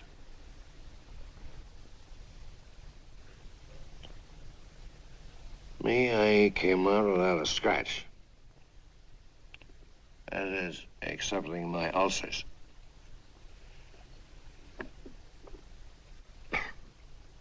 I should be drinking milk, you know. This stuff is poison. Hey, Tubby. Yes, Mr. Connell? What do you say, huh? All right. Yep, I'm a sucker for this country. I'm a sucker for the Star-Spangled Banner, and I'm a sucker for this country. I like what we got here. I like it. A guy can say what he wants and do what he wants without having a bayonet shoved through his belly. And that's all right, huh? You betcha. Yeah. Well, we don't want anybody coming around changing it, do we? No, sir. No, sir. And when they do, I get mad. I get boiling mad. And right now, John, I'm sizzling. I get mad for a lot of other guys besides myself. I get mad for a guy named Washington, and a guy named Jefferson, and Lincoln. Lighthouses, John. Lighthouses in a foggy world. You know what I mean? Yeah, you bet. Listen, pal. This fifth column stuff is pretty rotten, isn't it? Yeah, it certainly is. And you'd feel like an awful sucker if you found yourself marching right in the middle of it, wouldn't you? You. Of course, you wouldn't know it because you're gentle. But that's what you're doing. You're mixed up with a skunk, my boy. A no-good, dangerous skunk. Say, you're not talking about Mr. Norton, are you? I'm not talking about his grandfather's pet poodle. You must be wrong, Mr. Connell. Because he's been marvelous about the John Doe clubs. Yeah? Say, you're sold on this John Doe idea, aren't you? Sure. Sure. I don't blame you. So am I. It's a beautiful miracle. A miracle that can only happen right here in the good old USA. And I think it's terrific. What do you think of that? Me, hard-boiled Connell, and I think it's plenty terrific. All right. Now, supposing a certain unmentionable worm whose initials are DB was trying to use that to shove his way into the White House so he could put the screws on, so he could turn out the lights in those lighthouses. What would you say about that, huh? Nobody's going to do that, Mr. Connell. They can't use the John Doe clubs for politics. That's the main idea. Is that so? Then what's a big political boss like Hammer doing in town? And a labor leader like Bennett? And a lot of other big shots are up at DB's house right now. Wolves, John. Wolves. Waiting to cut up the John Does. Wait till you get a gander at the speech you're going to make tonight. You're all wet. Miss Mitchell writes those speeches. Nobody can make her write that kind of stuff. They can't, huh? Who do you think writes them? My Aunt Emma? I know she writes them. And gets a big bonus for doing them, too. A mink coat and a diamond bracelet. Don't write them. Why, that gold-grabbing dame would double-cross her own mother for a handful of Chinese yams. Shut up. If you weren't drunk, I'd... Hey, boss. Here's the speech, boss.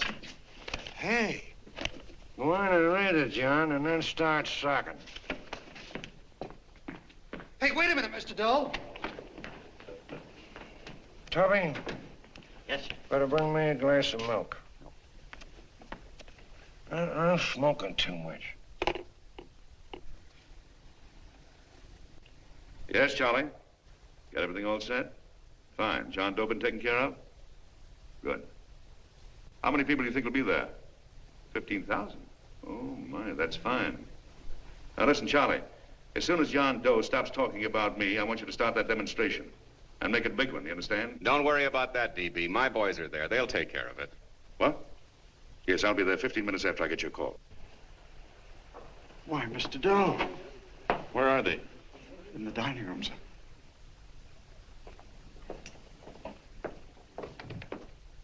Now, gentlemen, I think we're about ready to throw that great big bombshell. Yeah, well, it's about time.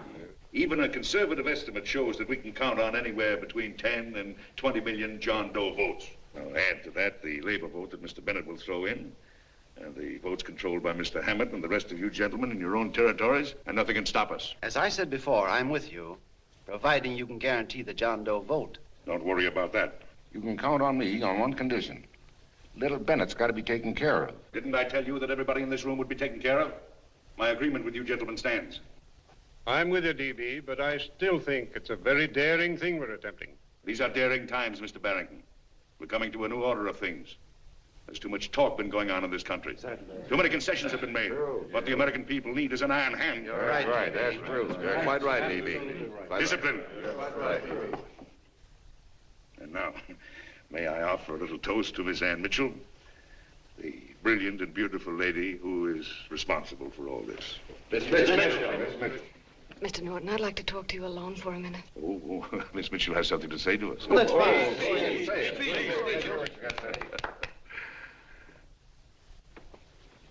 Hello.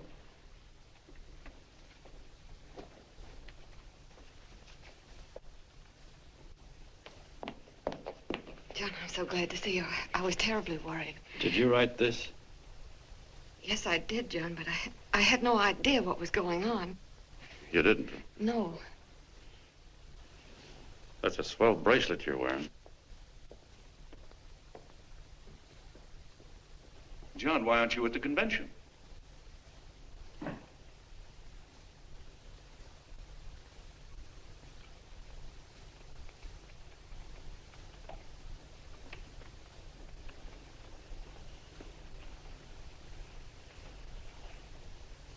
Is there anything wrong? No, nothing's wrong. Everything's fine. So there's going to be a new order of things, huh? Everybody's going to cut himself a nice fat slice of the John Does, eh? You forgot one detail, Mr. Big Shot. You forgot me, the prize stooge of the world. Why, if you or anybody else thinks he's going to use the John Doe clubs for his own rotten purpose, he's going to have to do it over my dead body. Oh, hold on a minute, young man. Hold on. That's rather big talk. I started the John Doe clubs with my money, and I'll decide whether or not they're being properly used. No, you won't. You're through deciding anything. And what's more, I'm going down to that convention, and I'm going to tell those people exactly what you and all your fine feathered friends here are trying to cook up for them. And I'm going to say it in my own words this time. Stop it, baby. You ruined us, Stevie. Wait a minute, fella. My uncle wants to talk to you. Listen to me, my son. Before you lose your head completely, may I remind you that I picked you up out of the gutter and I can throw you right back there again? You've got a nerve accusing people of things. These gentlemen and I know what's best for the John Does of America, regardless of what tramps like you think. Get off that righteous horse of yours and come to your senses. You're the fake. We believe in what we're doing. You're the one that was paid the 30 pieces of silver. Have you forgotten that? Well, I haven't. You're a fake John Doe, and I can prove it. You're the big hero that's supposed to jump off tall buildings and things. Do you remember? What do you suppose your precious John Does will say when they find out that you never had any intention of doing it, that you were being paid to say so? You're lucky they don't run you out of the country. With the newspapers and the radio stations that these gentlemen control, we can kill the John Doe movement deader than a doornail. We'll do it, too, the moment you step out of line. Now, if you still want to go to that convention and shoot your trap off, you go ahead and do it.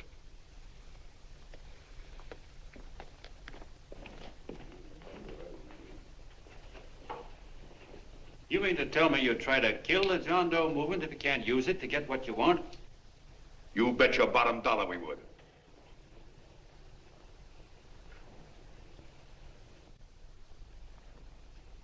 Well, that certainly is a new low. I guess I've seen everything now. You sit there back of your big cigars and think of deliberately killing an idea that's made millions of people a little bit happier. An idea that's brought thousands of them here from all over the country, by bus and by freight and jalopies and on foot, so they could pass on to each other their own simple little experiences. Why, look, I'm just a mug and I know it, but I'm beginning to understand a lot of things. Why, your type's as old as history. If you can't lay your dirty fingers on a decent idea and twist it and squeeze it and stuff it into your own pocket, you slap it down. Like dogs, if you can't eat something, you bury it. Why, this is the one worthwhile thing that's come along. People are finally finding out that the guy next door isn't a bad egg. That's simple, isn't it? And yet a thing like that's got a chance of spreading till it touches every last doggone human being in the world, and you talk about killing it. Why, when this fire dies down, what's going to be left? More misery, more hunger, and more hate. And what's to prevent that from starting all over again? Nobody knows the answer to that one, and certainly not you with those slimy, bollocksed up theories you got. The John Doe idea may be the answer, though. It may be the one thing capable of saving this cockeyed world. Yet you sit back there on your fat hulks and tell me you'll kill it if you can't use it. Well, you go ahead and try. You couldn't do it in a million years with all your radio stations and all your power. Because it's bigger than whether I'm a fake. It's bigger than your ambitions, and it's bigger than all the bracelets and fur coats in the world. You bet it is, John. And that's exactly what I'm going down there to tell those people. A minute, you ungrateful rat. My uncle's been too good. He's getting away. Give me the bullet. John! I've always told you, D.B., you're playing with dynamite. Which way? All right, now, girl, get away. Before he gets through tonight, he'll rule us all. I'll stop him cold. Don't worry, I've been ready for this. John! Oh, John, please listen to me. Please, I can explain everything, John. I didn't know what they were going to do. Let me go with you, John. John, please. Go ahead, driver. The full part. Explain it to you, John. Please let me go with you. Please. John! Mr. Martin wants to see you. Listen to me, Mayor Lovett. You do as I say. I want them both arrested. You tell the police department to pick up Connell. I've got the girl here. I've got the bullet. I don't care what you charge him with. If you're worried, let him go in the morning, but keep him in jail overnight. Hello, Bulletin. Put Pat Dwyer on.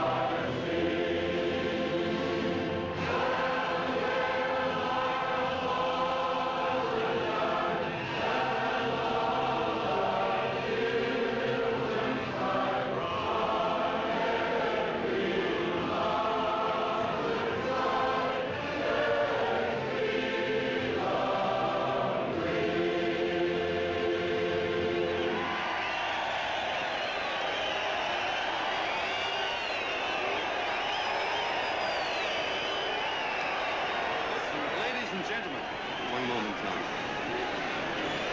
We begin with a short prayer. Quiet, please. Ladies and gentlemen, let us have a moment of silent prayer for the John Does all over the world, many of whom are homeless and hungry. Rise, please. Everybody rise.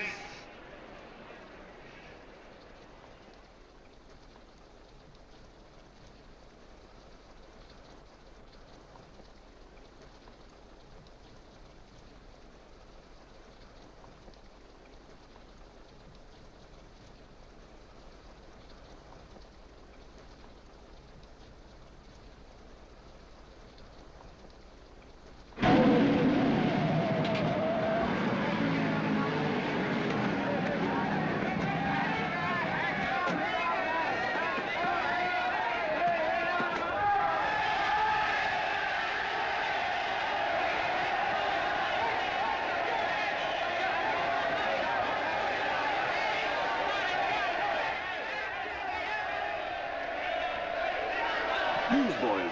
Hundreds of yelling newsboys are swarming into the park like locusts. They're yelling John Doe's a fake. Fake.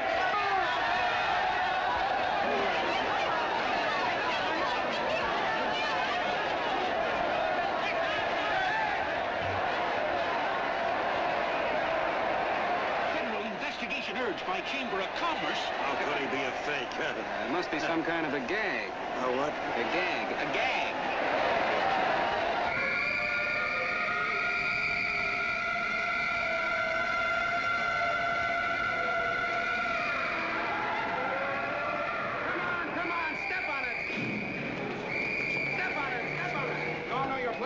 so let's get going. Wait for the paper. Hey, miss, will you autograph my balloon? Sure.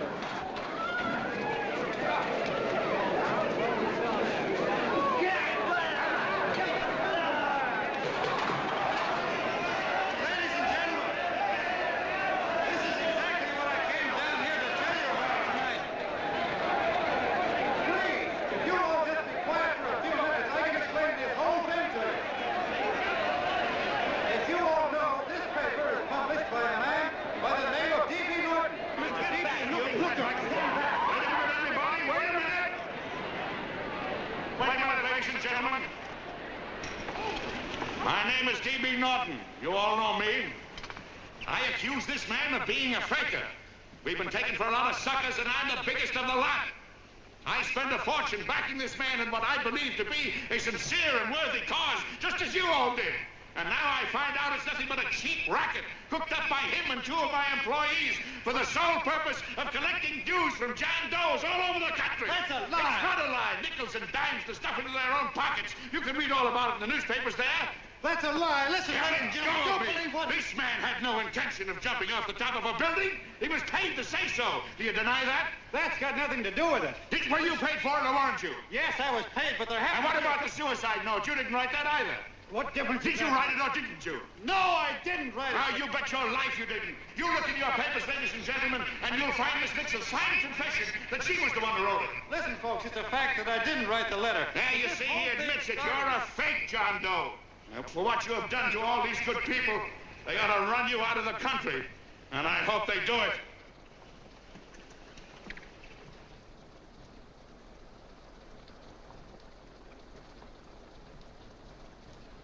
Speak up, John. We believe you. Please, listen, folks. Now that he's through shooting over his face, I've got a couple of things to tell you about. Come on, the rest of you get in here and riot. Break this crowd up. Come on. I'm sorry, folks, but we can't hear him anymore. Something's gone wrong with the loudspeakers. John Doe's a fake. Boo! They can't hear me. Boo! This thing's not working. Ladies and gentlemen.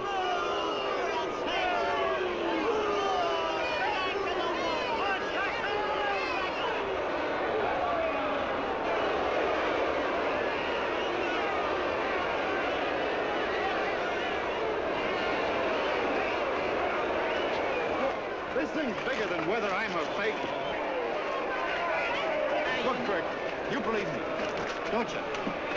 Sure, I believe you. Walking my legs off, digging up 5,000 signatures for a phony. Well, there you are, Mr. Doe. 5,000 names asking you not to jump off any roof. It makes no difference, Bert. The idea's still good. We don't have to give up our club. Yeah, well, you can have it. They're starting to throw things. Somebody's going to get hurt. I'm afraid it'll be John Doe. Listen to that mob. I've got to go to him. All right, lady. Can't let you out. Oh, let me go. I want to go to him. Oh, please. Please let me go. They're crucifying him. I can help him. Sorry, sister. We got orders to hold. Orders from who? Can't you see it's a framer? And oh, Mother, they won't let me go. They won't let me go. Listen, folks. You gotta listen to me, everybody. Back to the jungle, you hobo! Just another racket! Stick to your clubs. We've been fed baloney so long, we're getting used to it.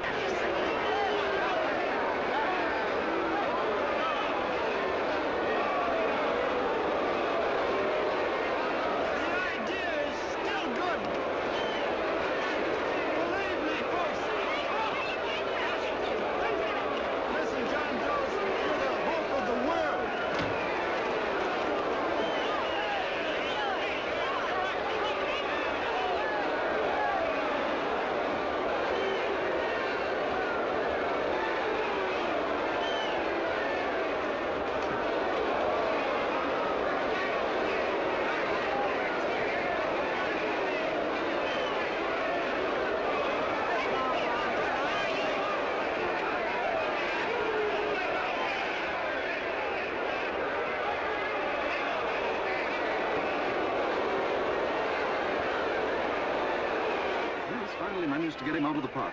But if that boy isn't hurt, it'll be a miracle. Ladies and gentlemen, this certainly looks like the end of the John Doe movement.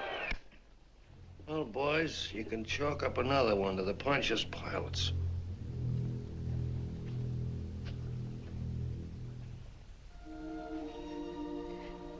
I should have been there.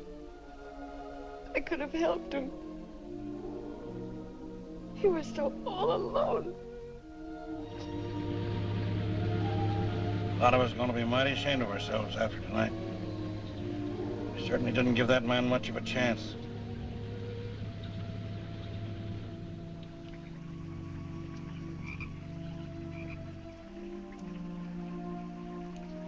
Have some more coffee, Long John? No thanks, Carl.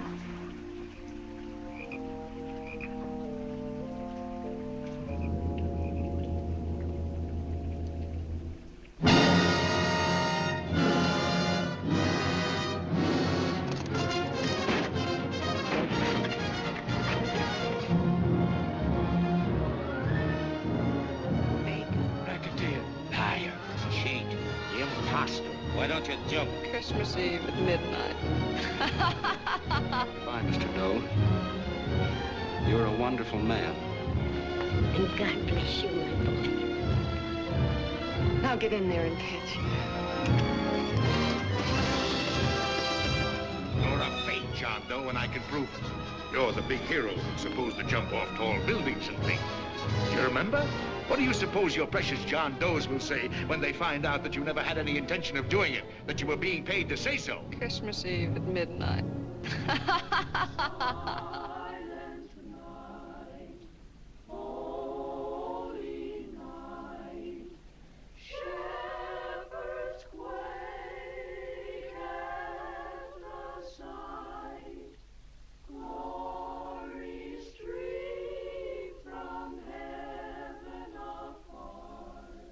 Merry Christmas, son. Merry Christmas.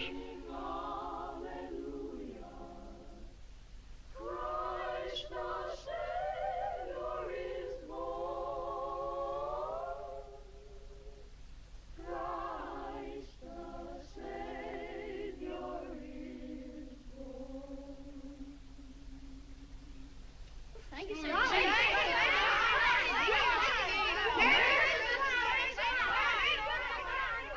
Who? John Doe. Is that screwball still around? Dame's been calling all day. Sure, I know. Yeah, at midnight, huh? Okay, lady.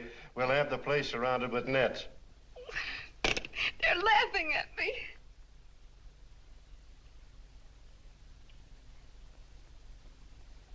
You're a sick girl, Anne. You better take it easy.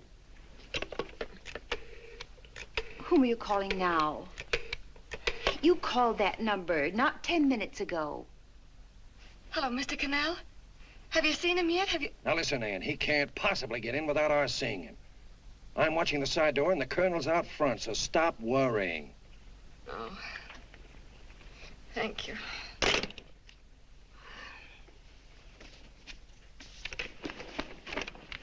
What, Ann? Anne, don't be foolish. If this isn't the craziest, the battiest, the looniest wild goose chase I ever heard of. Oh, shut up, Bert. Sourpuss is right. Yeah, well, if he is, I'm a banana split. That man is going to be on that roof. Don't ask me how I know. I just know, and you know it as well as I do. Sure. I'd like to believe in fairy tales, but a guy that's a fake isn't going to jump off any roof. I don't think he was any fake, not with that face. And anyway, what he stood for wasn't a fake. Okay, honey, okay.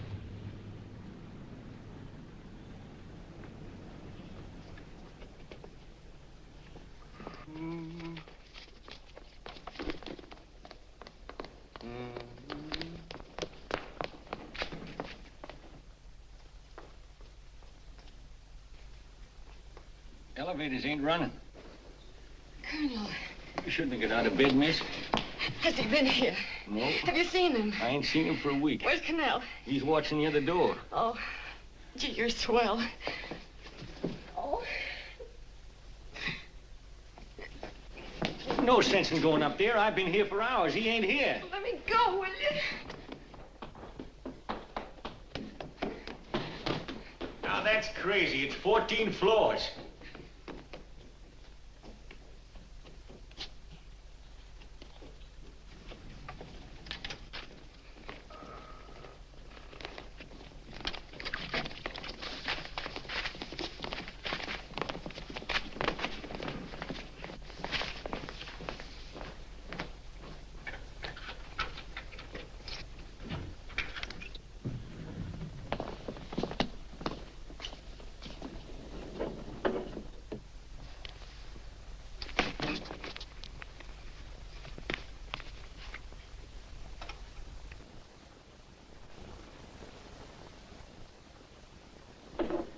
far as the elevator goes.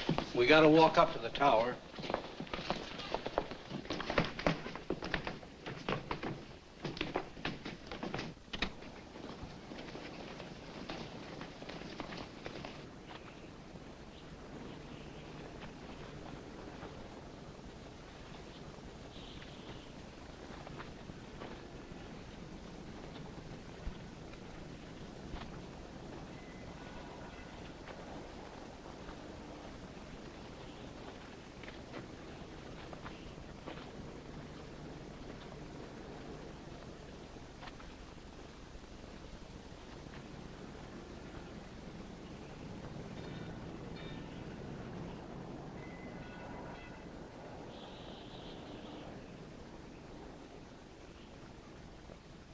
That tramp was probably full of Christmas cheer and asleep in some flop house. Let's go. I've got to decorate my tree.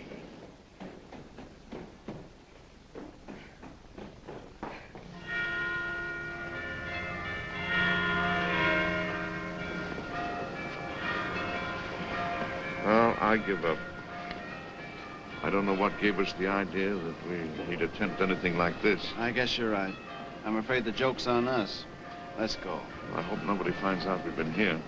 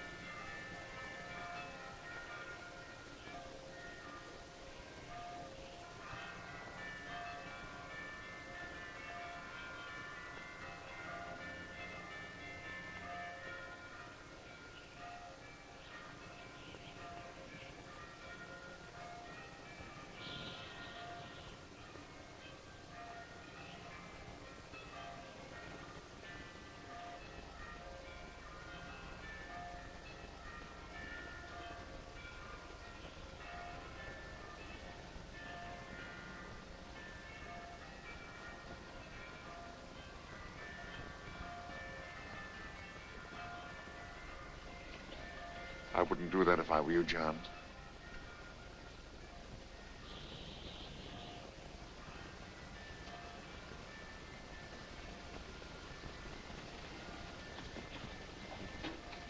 It'll do you no good. The mayor has policemen downstairs with instructions to remove all marks of identification you may have on your person. You'll be buried in Potter's Field and you will have accomplished nothing.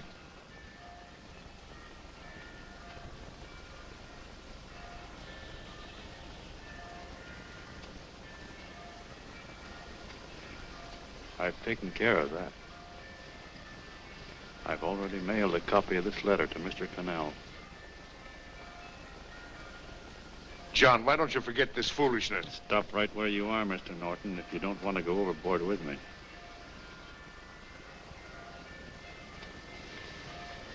I'm glad you gentlemen are here. You killed the John Doe movement, all right. But you're going to see it born all over again.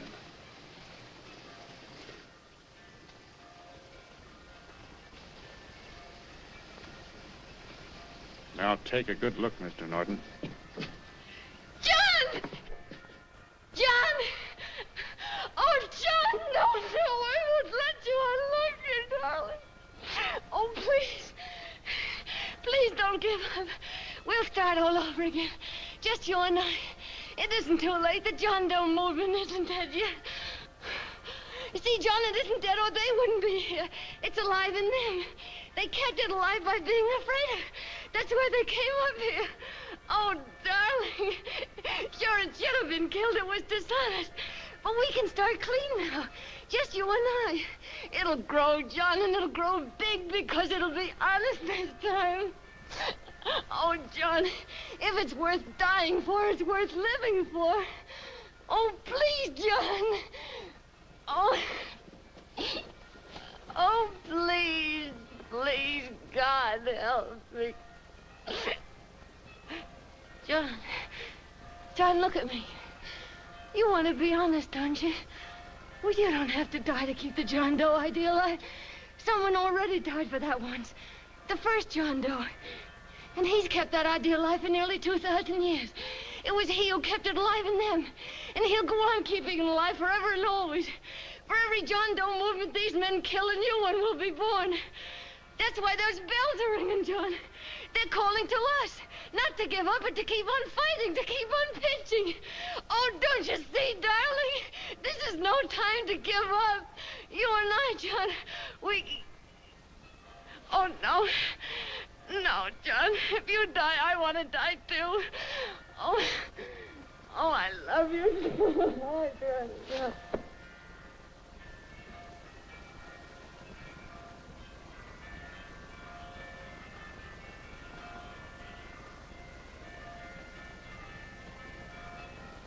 Mr. Doe, you don't have to...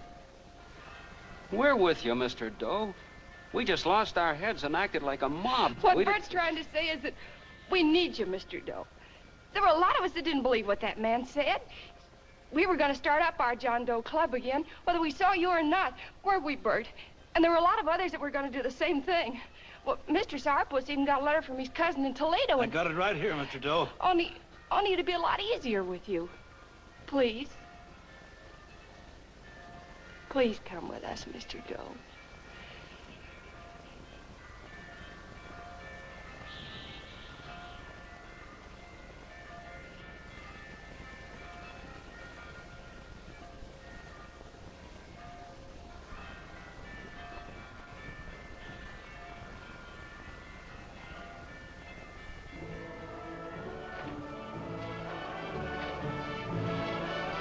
Long John. Mr. Doe. Here, we'll help you with it. She'll be all right. Mr. Doe, take her right down to the car. And right up from the... We got a car right down to where it is. They are, Norton, the people. Try and lick that.